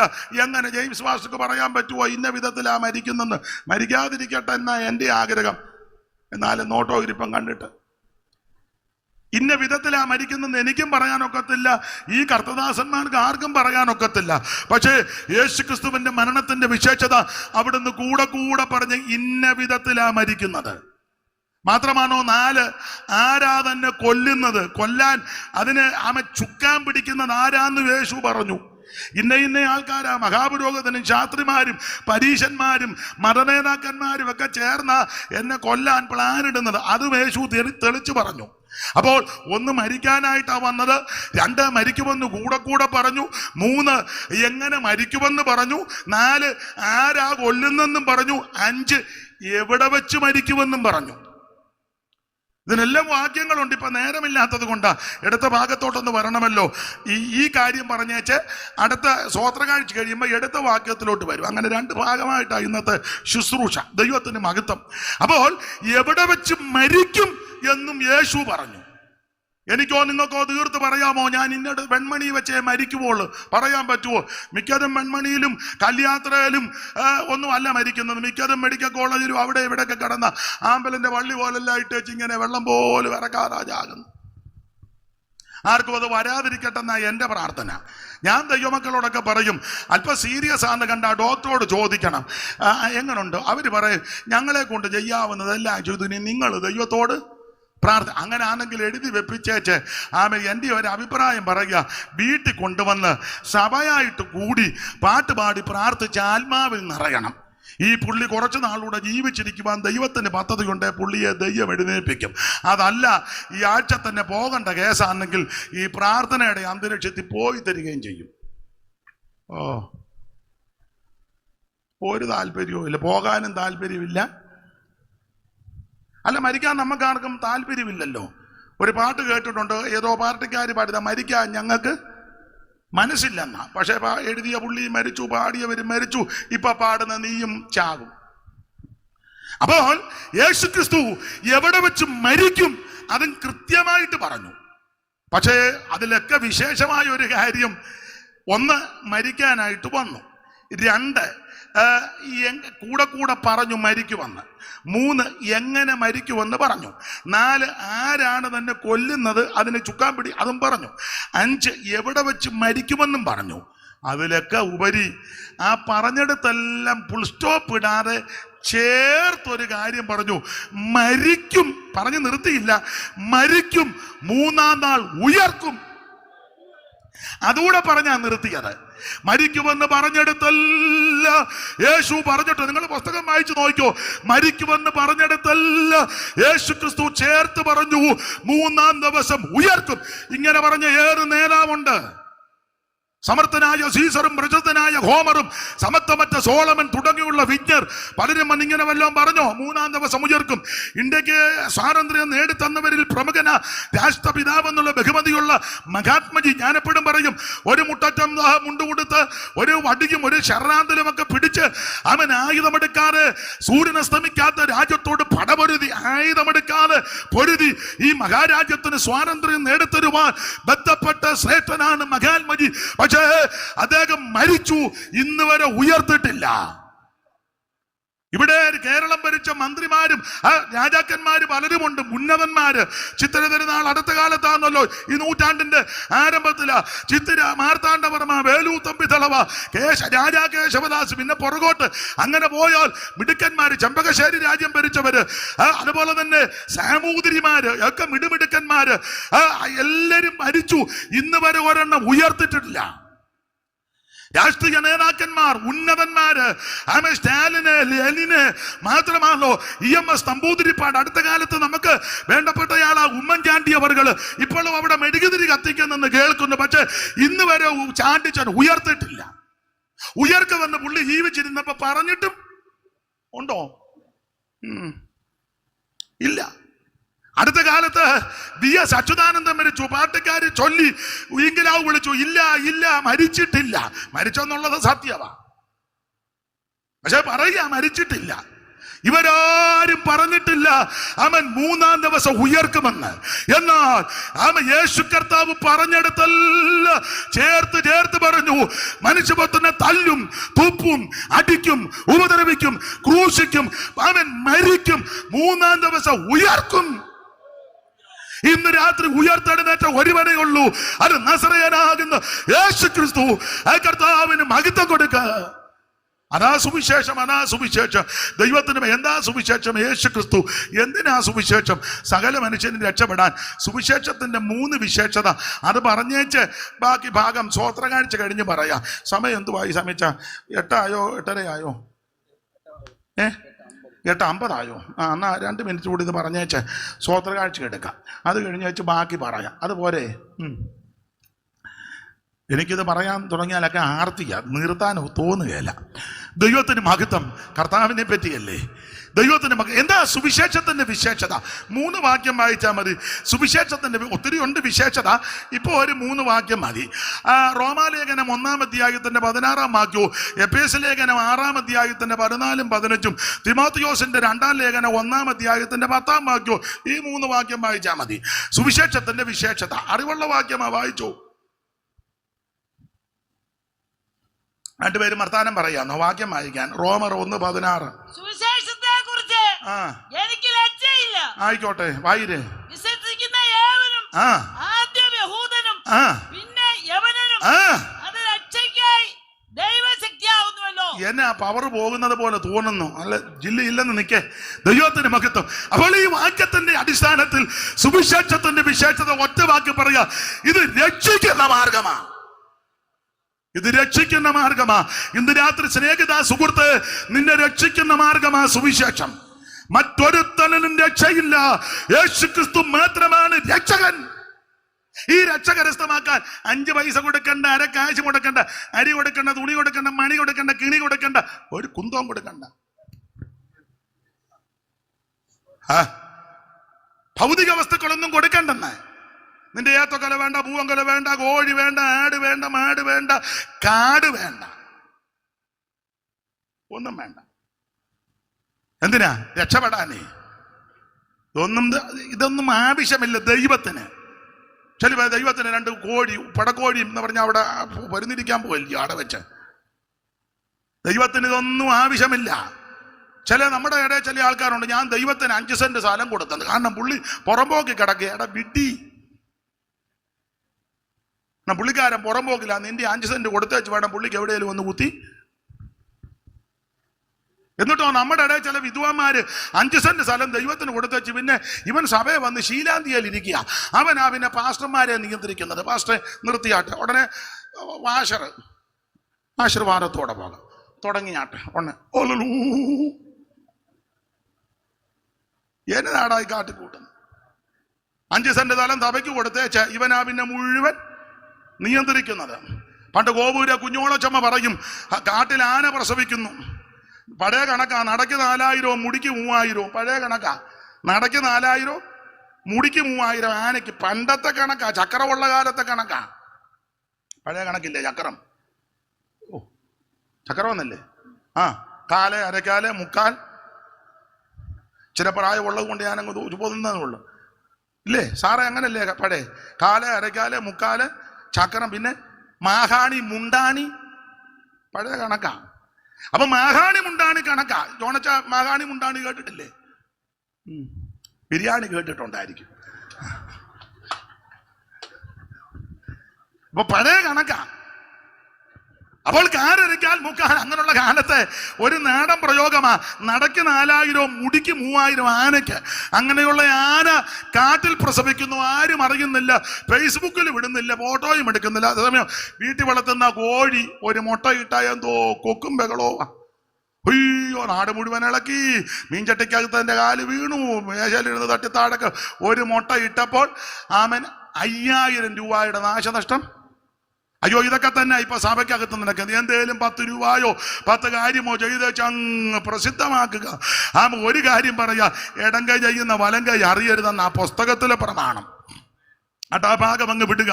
അപ്പൊ ചുരുക്കി പറഞ്ഞാൽ സുവിശേഷം രക്ഷിക്കുന്ന മാർഗമാ. നിന്റെ 5 പൈസ വേണ്ട, അരക്കാശ് വേണ്ട, മുതലും വേണ്ട, വസ്തുവും കൊടുക്കണ്ട. ഇരിക്കുന്ന കിടത്ത്, കേൾക്കുന്ന കിടത്തിരുന്ന് ഒറ്റ വാക്ക് പറ, എന്റെ യേശുവേ, ഇന്ന് രാത്രി എന്നെ രക്ഷിക്കണം, എന്നെ കൈവിടരുത്, എന്റെ പാപത്തെ മോചിച്ച് എന്നെ രക്ഷിക്കണം, എന്റെ ഉള്ളത്തിലേക്ക് വരണമെന്ന് ഈ രാത്രി ആര് പ്രാർത്ഥിക്കും, അവരെ യേശു രക്ഷിക്കും. ഓടിച്ചവസാനിപ്പിക്കാൻ സുവിശേഷം രക്ഷിക്കുന്ന മാർഗമാ. എന്താ സുവിശേഷത്തിന്റെ 2ാമത്തെ വിശേഷത?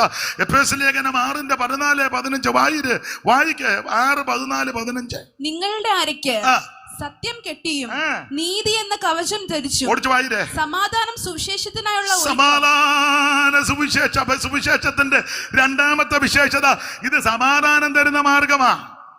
ഇന്ന് രാത്രി സമാധാനമില്ലാതെ, സ്വസ്ഥതയില്ലാതെ, മദ്യത്തിനും മയക്കുമരുന്നിനും ലഹരി പദാർത്ഥങ്ങൾക്കും അടിമപ്പെട്ട് ജീവിതം ഒടുക്കാം, അവസാനിപ്പിക്കാൻ, ആത്മഹത്യ ചെയ്യാൻ, നാടുവിട, എന്തിനിങ്ങനെ ജീവിക്കുന്നു, ആർക്കെന്നെ വേണം, എന്നെ ആർക്കും ഇഷ്ടമല്ല, താല്പര്യമില്ല, ഞാനിനി ജീവിച്ചിട്ടും വലിയ കാര്യമില്ല എന്നോർത്ത് നിരാശകളുടെ പടുകുടിയിൽ കിടക്കുന്ന ആരെങ്കിലും ഓർക്കുക.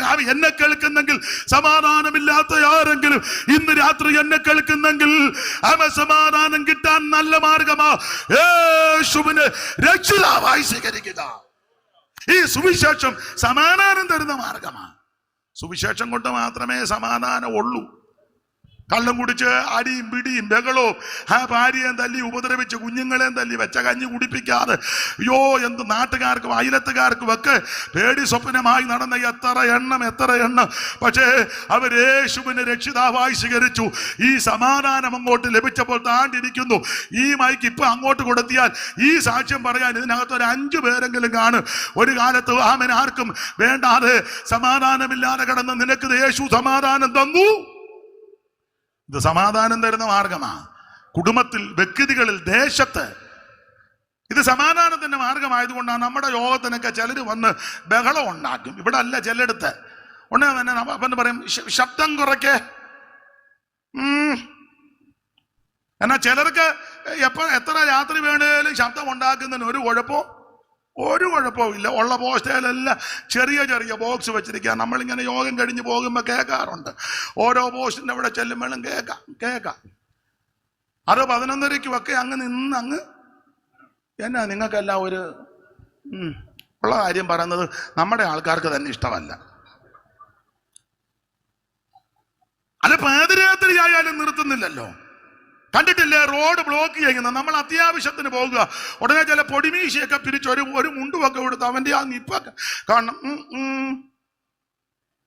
എന്ന് പറഞ്ഞാൽ ഇവന്റെ ഭാര്യയ്ക്ക് സ്ത്രീധനം കിട്ടിയതിൻ്റെയോ MC റോഡ്, വല്യമ്മച്ചിക്ക് സ്ത്രീധനം കിട്ടിയതാ പോക്കറ്റ് റോഡും.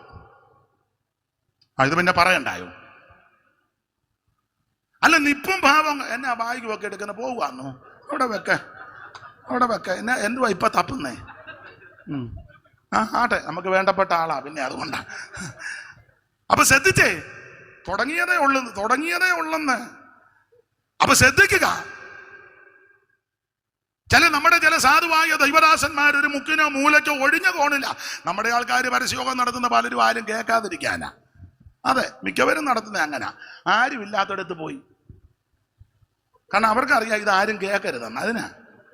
അതെ, തുരുതുരുതുരുതുരാന്ന് വണ്ടി ഓടുന്ന ബഹളോ ഓട്ടോ ഇല്ല. കല്യാത്ര ജംഗ്ഷനിൽ ഈ പഴയ ലോട്ടറിക്കാരൻ്റെ മയക്ക് വെച്ച യേശുക്കു സുഭാവികളെ പുള്ളി തന്നെ തിരിയുന്നില്ല. മിക്കവരും നടത്തുന്നത് ആരും കേൾക്കരുതെന്നും പറഞ്ഞ. എന്നിട്ട് തന്നെ ചില ആൾക്കാർ വന്ന് പറയും, പോ. ഉടനെ തന്നെ ഈ മനുഷ്യനെ ആരും ആയിക്കോട്ടെ ആ ലഘുലേഖ എടുത്ത് ആ മൈക്ക് ഉടനെ എല്ലാം വയറും എല്ലാം എടുത്ത് 2 വീലറാന്ന് 2 വീലർ ചെറിയ വണ്ടിയാന്ന് വെച്ച് ഉടനെ പോകുക. അതെന്നാ ഇത് സമാധാനത്തിന്റെ മാർഗമാണ്. അതെ, ഉടനെ പോകുമല്ലേ അവിടുന്ന് പോകുക. അതെന്നാ ഇത് സമാധാനത്തിൻ്റെയാ. അതേസമയം ഈ പൂഞ്ഞാൻ നീ അങ്ങോട്ട് ചെന്ന് ഇല്ല പാർട്ടിക്കാർ യോഗം നടത്തുന്നത് എന്നേ നീ വലിയ പൂവനാന്നല്ലോ, വെൺമണി പൂവൻ. കോൺഗ്രസോ BJP-യോ കമ്മ്യൂണിസ്റ്റുകാരോ ഒരു യോഗം നടത്തുന്നിടത്ത് ഒരു കൊടി, കോൺഗ്രസിന്റെ കൊടിയോ BJP-യുടെ കൊടിയോ കമ്മ്യൂണിസ്റ്റുകാരുടെ കൊടിയോ ഒരു കൊടിയും 2 കസേര് 2 പേര് നിന്നെടുത്ത് നീ ഒന്ന് എന്നേ നീ വലിയ മുടുക്കനല്ലയോ, പോ നിന്നെ അവര് ഏറി കയറ്റും. എന്നാൽ ഞങ്ങളുടെ അടുക്ക വരുമ്പോൾ ഇത്രയോ പേരിരിക്കുന്നിടത്ത് വന്നാലും ഇവിടെ വരത്തില്ലെന്നറിയാം. അഥവാ വന്നാലും ഞങ്ങളാരും ഒന്നും മിണ്ടത്തില്ല. ഈ ഇരിക്കുന്ന സഹോദരിമാരല്ല ഇവരുടെ ആയ കാലത്താണെങ്കിൽ നല്ല ചേലായി നല്ല മൂച്ചുള്ള പെണ്ണുങ്ങളായിരിക്കുന്നത്. ഇപ്പൊ പിന്നെ തലേ തുണിയിട്ട് ഗ്ലോറി എന്നൊക്കെ പറഞ്ഞിരിക്കുക. ഞങ്ങളുടെ ഒരു തള്ള രക്ഷിക്കപ്പെടുന്നതിന് മുന്നേ വലിയ തൻ്റെ അടി തള്ളയായിരുന്നു. ഞാൻ ചോദിച്ചു, അമ്മച്ചി മരുമക്കളെ തല്ലിയും തൊട്ടോന്നാ ഞാൻ കേൾക്കുന്നത്. പിന്നെ 4 എണ്ണത്തിനെ അടിക്കാൻ ശരിയാക്കിയത്. തള്ള രക്ഷിക്കപ്പെട്ടു കേട്ടോ, രക്ഷിക്കപ്പെടുന്നതിന് മുമ്പ്. അപ്പൊ ഞാൻ ചോദിച്ചു, മൂത്ത മരുമകന്റെ പേര് ചോദിച്ചു. പുള്ളിയെ തല്ലിയിട്ടുണ്ട്. അവനെ ഞാൻ കാലുമടക്കി അടിച്ച് തോട്ടിലിട്ട് കയറി വന്നപ്പോ ഇസ്റ്റേക്ക് ഇടിച്ച് താത്തുന്നു. പക്ഷെ ആ തള്ള രക്ഷിക്കപ്പെട്ട് ദൈവകൃപ എന്ത് കുഞ്ഞാടായിട്ടാ. നീ കണ്ടതല്ലേ, നമ്മൾ പോയി കണ്ടതാ. ഇവനെ ഞാൻ കാണിച്ചതാ. പിന്നെ രാത്രി പോയി അമ്മച്ചിക്ക് വേണ്ടി പ്രാർത്ഥിച്ച് കണ്ടതാ. ഇപ്പോഴും നല്ല അല്ലേ. ഈയിടെ എന്നോട് മോള് പറഞ്ഞു, അമ്മച്ചി വടി കൊണ്ട് ഇങ്ങനെ ഒന്ന് മുട്ടിയപ്പോ ഞാൻ താഴെ വീണെന്ന്. അമ്മച്ചി അഭ്യാസമൊക്കെ പഠിച്ചതാണ്. അപ്പൊ ഞാൻ അമ്മച്ചിയോട് ചോദിച്ചു, പണ്ടത്തെ രക്ഷിക്കപ്പെടുന്നതിന് മുമ്പ് ഞാൻ ചോദിച്ചു, അമ്മച്ചി ഇന്നടുത്ത വക്കീലിനെ തല്ലിയെന്നാന്നല്ലോ കേട്ടതാന്ന്. പിന്നെ അവനെ ഞാൻ ഒറ്റയടിക്ക് താഴെ കിട്ടി. ഞാൻ ചോദിച്ചു, എങ്ങനാ? ഞാൻ അങ്ങോട്ട് മുച്ചോടെ കയറി നിന്ന് കണ്ണയ്ക്കൊരടി അടിച്ച് അവൻ കമന്ന് വീണ് ഞാൻ ശരിയാക്കിയെന്ന് പറഞ്ഞു. അല്ല, അങ്ങനത്തെ തള്ളമാരുണ്ടെന്ന്. പക്ഷെ അവര് മാനസാന്തരപ്പെട്ട് ഈ സമാധാന സുവിശേഷം ലഭിച്ചു കഴിഞ്ഞപ്പോൾ അടിക്കും ബഹളത്തിനും പോകുന്നില്ല. അതെന്നാ ഇത് സമാധാനത്തിന്റെ മാർഗമാണ്. പണ്ടുണ്ടായിരുന്ന കുഞ്ഞമ്പീലി, അദ്ദേഹം രക്ഷിക്കപ്പെട്ടു വന്നു. പുള്ളി വലിയ അഭ്യാസമൊക്കെ പഠിച്ച ആളാ അന്നത്തെ കാലത്ത്. അപ്പൊ ഒരാൾ വന്ന് പുള്ളിക്കിട്ട് അടിക്കാൻ വന്നു. പുള്ളി അടിച്ചില്ല. ഇനി വന്ന ഷൈജി പാസ്റ്റർ, പേടിക്കണ്ട, ഒന്നും ചെയ്യാനല്ല. അപ്പൊ കുഞ്ഞമ്പീലി ഇങ്ങനെ നിന്നപ്പോൾ അദ്ദേഹം വലിയ അഭ്യാസിയ, പക്ഷെ മാനസാന്തരപ്പെട്ട് രക്ഷിക്കപ്പെട്ടു. യവനെ ഒരു വിഭാഗത്തിൽപ്പെട്ടവനാ. പുള്ളിയെ ആളറിയാൻ അടിക്കാൻ വന്നതാ. അടിക്കാൻ ഇങ്ങോട്ട് വന്നപ്പോൾ കുഞ്ഞമ്പീലി പറഞ്ഞു, കുഞ്ഞെ അടിക്കാനെന്ന് തല്ലരുതെന്നും പറഞ്ഞു അവൻ ഇങ്ങനെ അങ്ങ് പോയി. തൊടുമർമ്മം അറിയായിരുന്നു. ഇരുന്നു, ഞാൻ തൊടാഞ്ഞാതാ. അസംബ്ലീസ് ബോർഡിന്റെ പ്രധാനപ്പെട്ട ആളാ പുള്ളിയെ. അല്ല, അങ്ങനെയുള്ള ആൾക്കാരുണ്ടായിരുന്നെന്ന്. പക്ഷേ അവർ രക്ഷിക്കപ്പെട്ട് കഴിഞ്ഞപ്പോൾ, മാനസാന്തരപ്പെട്ട് കഴിഞ്ഞപ്പോൾ, യേശുവിനെ അറിഞ്ഞു കഴിഞ്ഞപ്പോൾ അടിയുണ്ടാക്കാൻ പോകുന്നില്ല, തടയാൻ പോകുന്നില്ല. പ്രശ്നം വരുമ്പോഴും സ്തോത്രം പറഞ്ഞ് മാറുക. എന്താ ഇതിന്റെ കാരണം? എന്റെ പ്രിയര്, ഇത് സമാധാനത്തിന്റെ മാർഗമാണ്. ജാതി സ്പർദ്ധ ഉണ്ടാക്കുന്ന മാർഗമല്ല സുവിശേഷം. മറ്റവനെ കുത്തിക്കൊന്നേച്ചു എന്തോ വത്സൻ, അവനെ വകവരുത്തിയച്ചു ഞാൻ നിന്നിൽ സംപ്രീതനായി. പിന്നെ ഒറ്റക്കാലിൽ നിന്നാലോ എല്ലാം കാര്യം നടക്കും. മറ്റുള്ളവരെ കൊലയ്ക്ക് കൊടുക്കുന്ന മാർഗമല്ല, അവന്റെ അപകരിക്കുന്ന മാർഗമല്ല, അവനെ ഉപദ്രവിക്കുന്ന മാർഗമല്ല. ഈ മഹാരാജ്യം ഇന്ത്യ രാജ്യം നാനാജാതി മതസ്ഥരാ തിങ്ങിപ്പാർക്കുന്ന നല്ല രാജ്യമാ. ബുദ്ധന്മാരും ജൈനന്മാരും പാഴ്സികളും ഹൈന്ദവരും മുസ്ലിം സഹോദരങ്ങളും ക്രിസ്ത്യാനികളും അഹമ്മദയക്കാരും നിരീശ്വരവാദികൾ ഏത് വിഭാഗത്തിൽപ്പെട്ടവരുമുണ്ട്. ഈ രാജ്യത്ത് സമാധാനം ഉണ്ടാകണം, ഈ രാജ്യം സമാധാനം പ്രാപിക്കണം. ഇവിടെ അലോക്യമോ അടിപിടിയോ മറ്റ് യാതൊരു ദോഷം വരരുത്. രാജ്യത്തിന്റെ അഖണ്ഡതയ്ക്കും രാജ്യത്തിന്റെ അഭിവൃദ്ധിക്കും ദൈവമക്കൾ പ്രാർത്ഥിക്കുന്നുണ്ട്. ഞങ്ങൾ രാജ്യത്തിന്റെ അനുഗ്രഹത്തിന് പ്രാർത്ഥിക്കുന്നവരാ. അതുകൊണ്ടായി ഇത് സമാധാനം ഉണ്ടാകണം. അതുകൊണ്ടായി സമാധാന സുവിശേഷം പറയുന്നത്. ഇന്ന് രാത്രി അതാണ് സുവിശേഷത്തിന്റെ വിശേഷത. വിസ്തരിക്കുന്നില്ല, സ്വോത്രകാഴ്ച എടുക്കാൻ പോകുക. സുവിശേഷം രക്ഷിക്കുന്ന മാർഗമാ, സുവിശേഷം സമാധാനം തരുന്ന മാർഗമാ. വായിപ്പിക്കുന്നില്ല. തിമോത്തിയോസിന്റെ 2-ാം ലേഖനം 1:10 വായിക്കുമ്പോൾ സുവിശേഷം ജീവൻ തരുന്ന മാർഗമാ. ഏതാ? മരണത്തിൽ നിന്ന് നിന്നെ രക്ഷിക്കുന്ന മാർഗമാ. ഇന്ന് രാത്രി സുവിശേഷം വിശ്വസിക്ക്. നിനക്ക് നിന്റെ കുടുംബത്തിന് രക്ഷയാ. നിനക്ക് സമാധാനം ഉണ്ടാകും, നിന്റെ കുഞ്ഞുങ്ങൾക്കും സമാധാനം ഉണ്ടാകും. മറ്റൊരുത്തനും രക്ഷയില്ല. യേശുക്രിസ്തു മാത്രം രക്ഷകൻ. ദിവ്യജനേശ്വരം ഭവ്യഗുണാത്മകം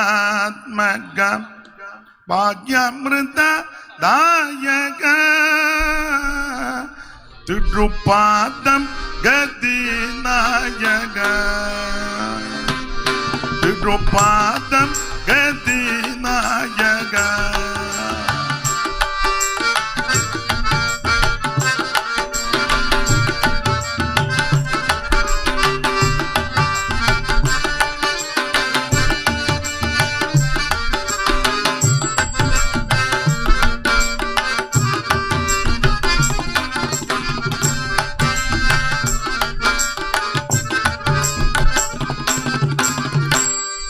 ജനേശ്വരം ഭവ്യഗുണാത്മക ദിവ്യ ജനേശ്വരം ഭവ്യഗുണാത്മക ദിവ്യ ജനേശ്വരം ഭവ്യഗുണാത്മക ഭാഗ്യമൃതദായക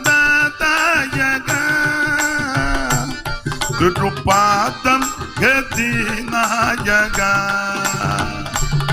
തിരുപാദം ഗതിനായക.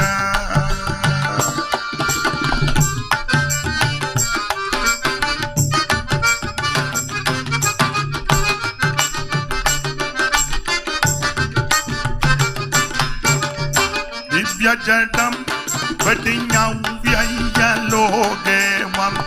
പൂർവികിൽ വന്ന പരദേവ വിഗതജര പരദേവ വിഗതജര പരദേവ വിഗതജര.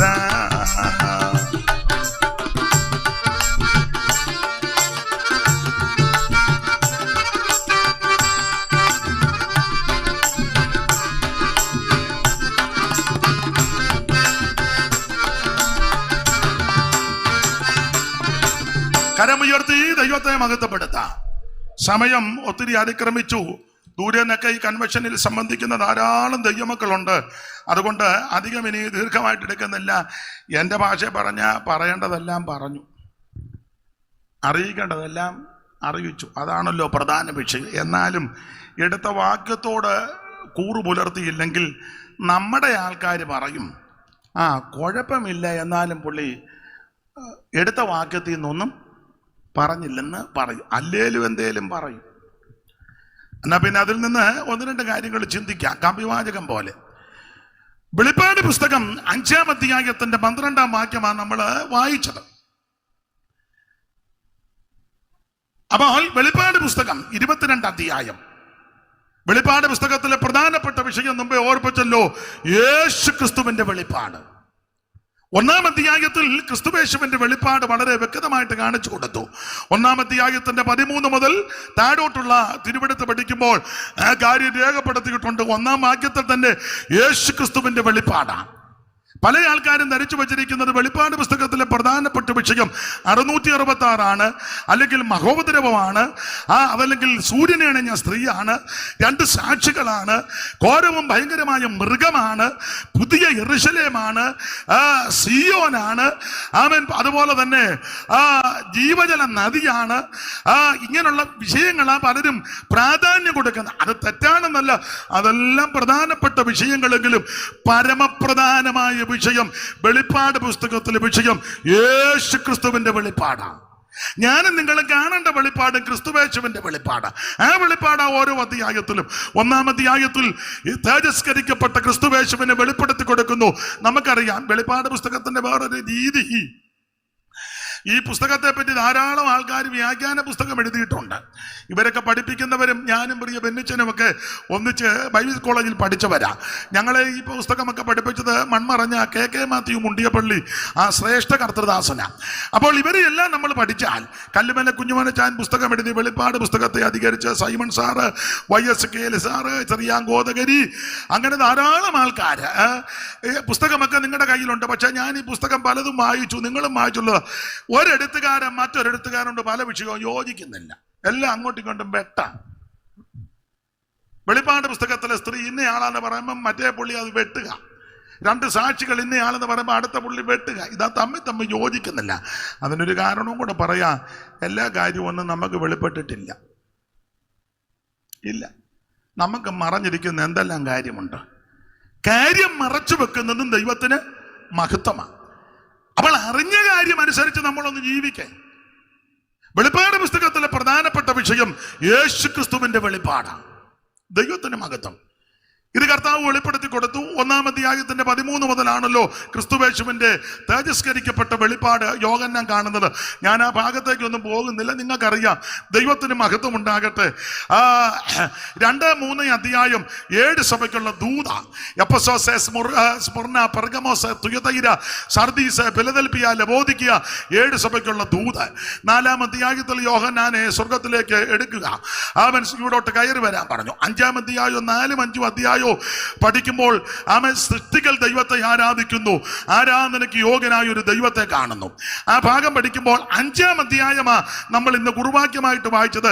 സമയത്തിന്റെ പരിമിതി കൊണ്ട് 5-ാം അധ്യായത്തിലെ ഒരു കുഞ്ഞാടിനെ കാണുകയാ. ഇനി 12-ാം വാക്യം.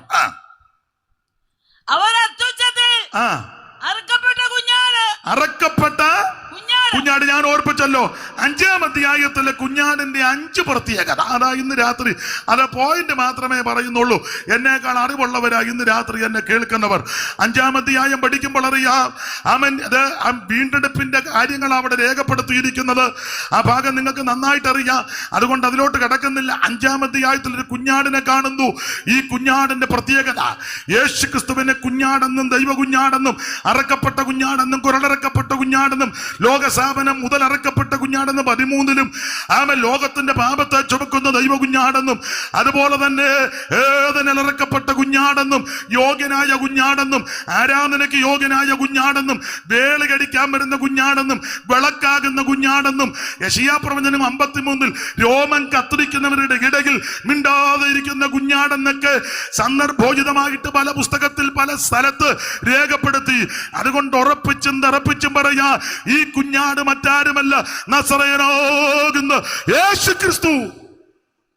കടന്നു പോകുന്ന യേശു ക്രിസ്തുവിനെ ചൂണ്ടിക്കൊണ്ട് യോഹന്നാൻ സ്നാപകൻ പറയുക, ലോകത്തിന്റെ പാപത്തെ ചുമക്കുന്ന ദൈവത്തിന്റെ കുഞ്ഞാട്. വെളിപ്പാട് പുസ്തകത്തിൽ ഒരു സിംഹാസനത്തിൽ ഒരുവനിരിക്കുന്നു, അകത്തും പുറത്തും മുദ്രയിട്ട ഒരു പുസ്തകം വാങ്ങുവാൻ ആരുമുണ്ടോ എന്ന് ചോദിച്ചപ്പോൾ ആരുമില്ല.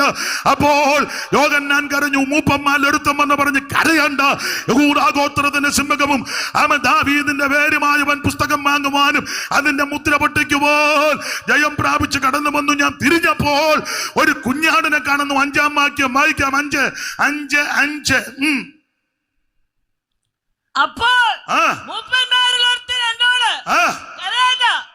യഹൂദാ ഗോത്രത്തിലെ സിംഹവും ദാവീദിന്റെ പേരുമായവൻ പുസ്തകവും അതിന്റെ 7 മുദ്രയും തുറപ്പാൻ തക്കവണ്ണം ജയം പ്രാപിച്ചിരിക്കുന്നു. മുകളിൽ കുഞ്ഞാടിനെ കാണുന്നുണ്ട്. ദൈവത്തിന്റെ മഹത്വം.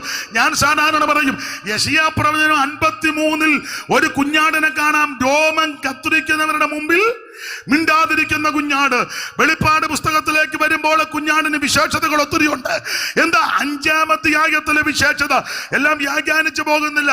എന്നോട് സൈമൺ ചാൻ സമയം പറഞ്ഞു, അതുകൊണ്ട് ആ കൃത്യസമയത്ത് തന്നെ അങ്ങ് നിർത്താനാ ഞാനും ആഗ്രഹിക്കുന്നത്. നിർത്തും പുള്ളി കണ്ണു ഇങ്ങനെ നോക്കുന്നു, നിർത്തും.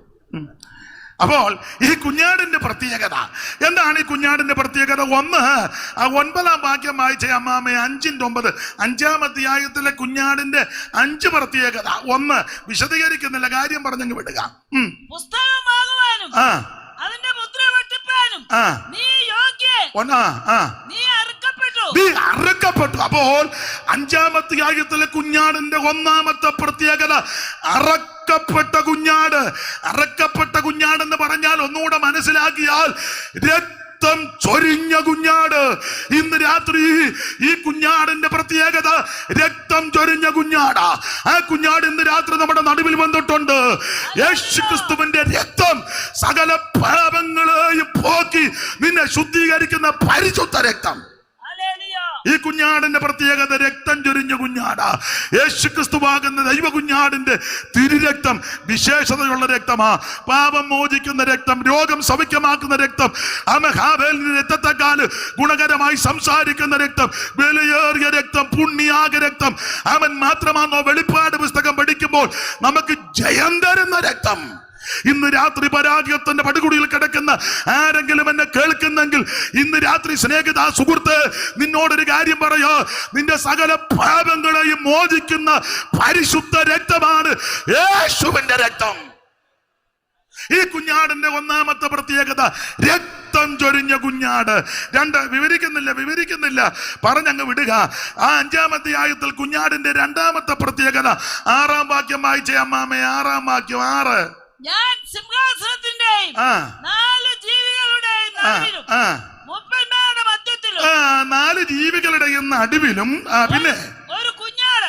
മൂപ്പന്മാരുടെ മധ്യത്തിലും, ജീവികളുടെ നടുവിലും മൂപ്പന്മാരുടെ മധ്യത്തിലും ഒരു കുഞ്ഞാട് അറുക്കപ്പെട്ടതുപോലെ നിൽക്കുന്നത്. അപ്പോൾ ഈ കുഞ്ഞാടിന്റെ 2-ാമത്തെ പ്രത്യേകത ജീവികളുടെയും മൂപ്പന്മാരുടെയും നടുവിൽ നിൽക്കുന്ന കുഞ്ഞാട് എന്ന് പറഞ്ഞാൽ ഈ കുഞ്ഞാടിന്റെ വിശേഷത 2-3 പേർ എവിടെ കൂടി വന്നാൽ, അവിടുത്തെ നാമത്തിൽ വന്നാൽ അവരുടെ നടുവിൽ വരുന്നവനാ കുഞ്ഞാട്.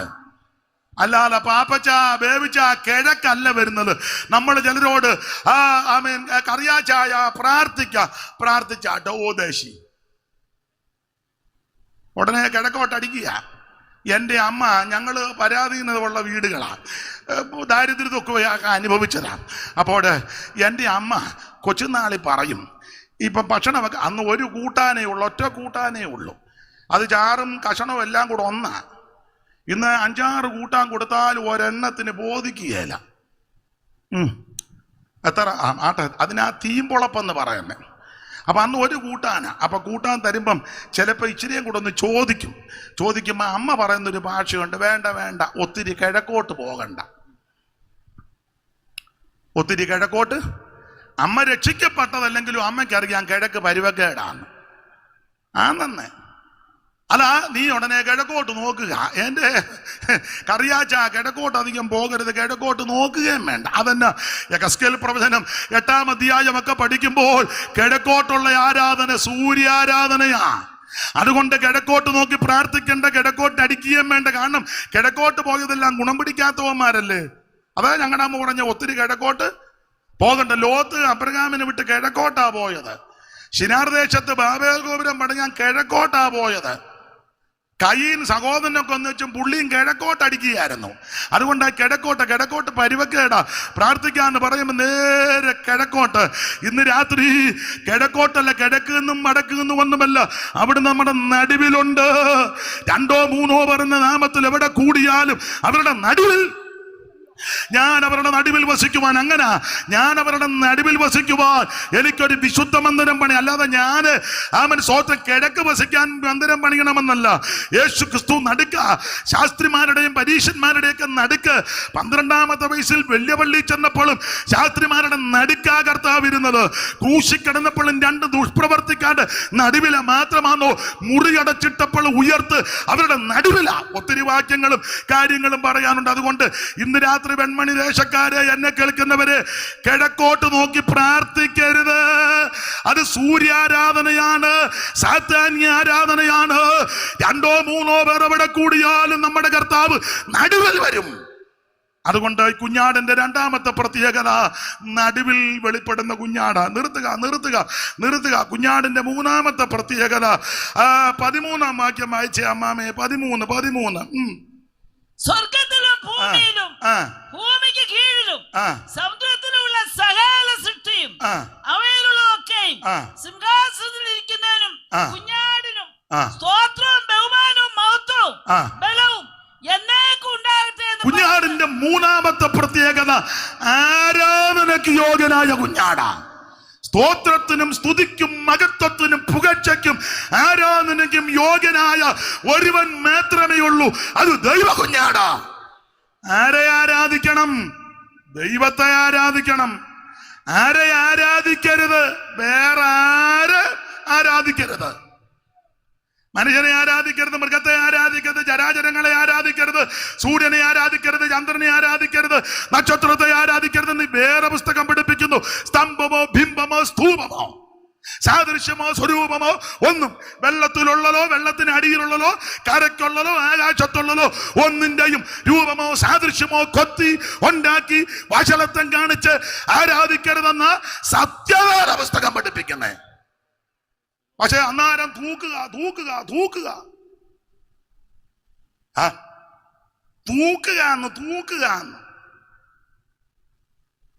എന്നാ ഒരു അരുതാഴിയ പോലെ. അധികം നിർത്തുക. ആരെ ആരാധിക്കണം? ദൈവത്തെ ആരാധിക്കണം. ആരെ ആരാധിക്കരുത്? വേറെ ആരെ ആരാധിക്കരുത്. ഇനി ആരാണ് ആരാധിക്കേണ്ടത്? അതുകൂടെ പറയാം. ആരാ ആരാധിക്കേണ്ടത്? എല്ലാവരും കയറി ആരാധിച്ചാൽ ഒക്കുകയല്ല. അതുകൂടെ പറയാം. നമ്മുടെ കൺവെൻഷൻ അല്ലേ. ഒരു ഉദാഹരണം വചനത്തിൽ നിന്ന്.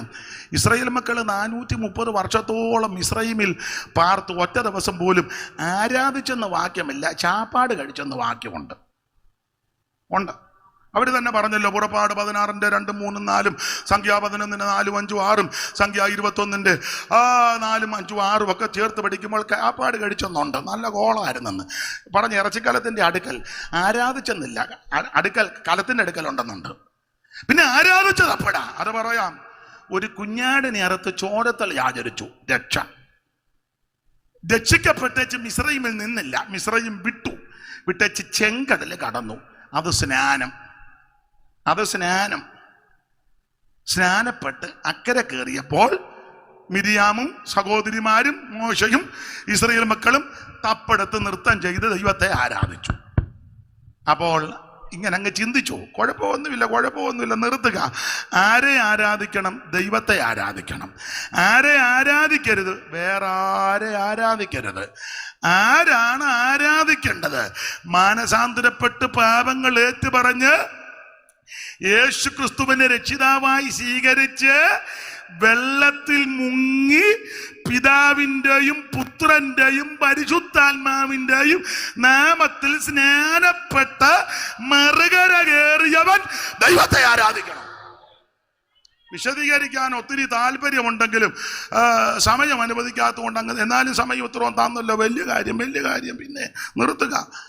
അപ്പോൾ ഈ കുഞ്ഞാടിന്റെ പ്രത്യേകത ആരാധനക്ക് യോഗ്യനായ കുഞ്ഞാട്. 4 ഈ കുഞ്ഞാടിന്റെ പ്രത്യേകത വ്യാഖ്യാനിക്കുന്നില്ല. 5-ാം വാക്യം വായിച്ചു അമ്മേ. 5-ാം വാക്യം നിർത്തുക. അപ്പോൾ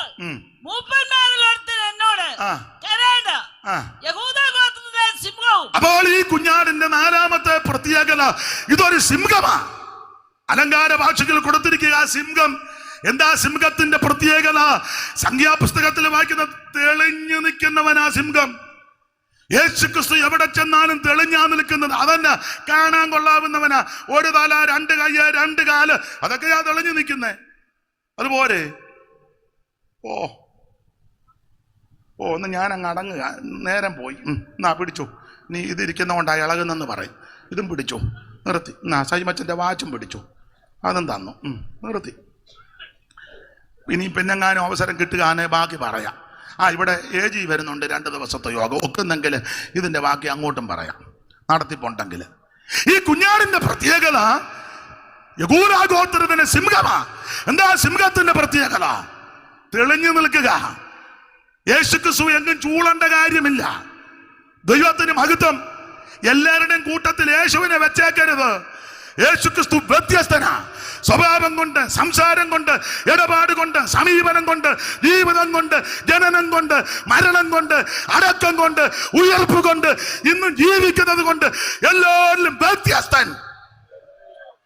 അതായി കുഞ്ഞാടിന്റെ പ്രത്യേകത. 5 കാര്യം പറയാന്ന് പറഞ്ഞത് കണക്കാ. 5ാമത്തെ കാര്യം വ്യാഖ്യാനിക്കുന്നില്ല. 5ാം വാക്യം ഒന്നുകൂടെ വായിച്ചോ. ഈ കുഞ്ഞാടിന്റെ 5ാമത്തെ വിശേഷത 5 വായിര്. അപ്പോൾ മൂപ്പന്മാരിൽ ഒരുത്തൻ എന്നോട് കരേണ്ട, യഹൂദാ ഗോത്രത്തിലെ സിംഹവും അടുത്ത പദം ദാവീദിന്റെ വേരുമായവൻ പുസ്തകവും അതിന്റെ 7 മുദ്രയെ തുറപ്പാൻ തക്കവണ്ണം ജയം പ്രാപിച്ച കുഞ്ഞാട. ഇന്ന് രാത്രി എന്നെ കേൾക്കുന്ന പ്രിയരെ, ഞാനും നിങ്ങളും ആരാധിക്കുന്ന യേശു ക്രിസ്താവ് അവൻ പടുകുടിയിൽ പരാജയപ്പെട്ട് പമ്മിക്കിടക്കുന്നവനല്ല, അവൻ സകലത്തെയും ജയിച്ചവനാ. അതുകൊണ്ട് ഇന്ന് രാത്രി ജീവിതത്തിന്റെ പരാജയത്തിന്റെ പടുകുടിയിൽ കിടക്കുന്ന ആരെങ്കിലും എന്നെ കേൾക്കുന്നെങ്കിൽ ഇന്ന് രാത്രി ദൈവം നിനക്ക് ജയം തരാൻ പോകയാ. യേശു സകലത്തെയും ജയിച്ചവനാ. ഇന്ന് രാത്രി നിരാശകൾ മാറട്ടെ. യേശു കർത്താവ് ഇന്ന് രാത്രി നിനക്ക് ജയം തരും. അനുഭവിക്കുന്നവർ ദൈവത്തെ മഹത്വപ്പെടുത്ത്. നിർത്തുക. ഇന്ന് രാത്രി യേശു നിനക്ക് ജയം തരുന്ന രാത്രിയാ.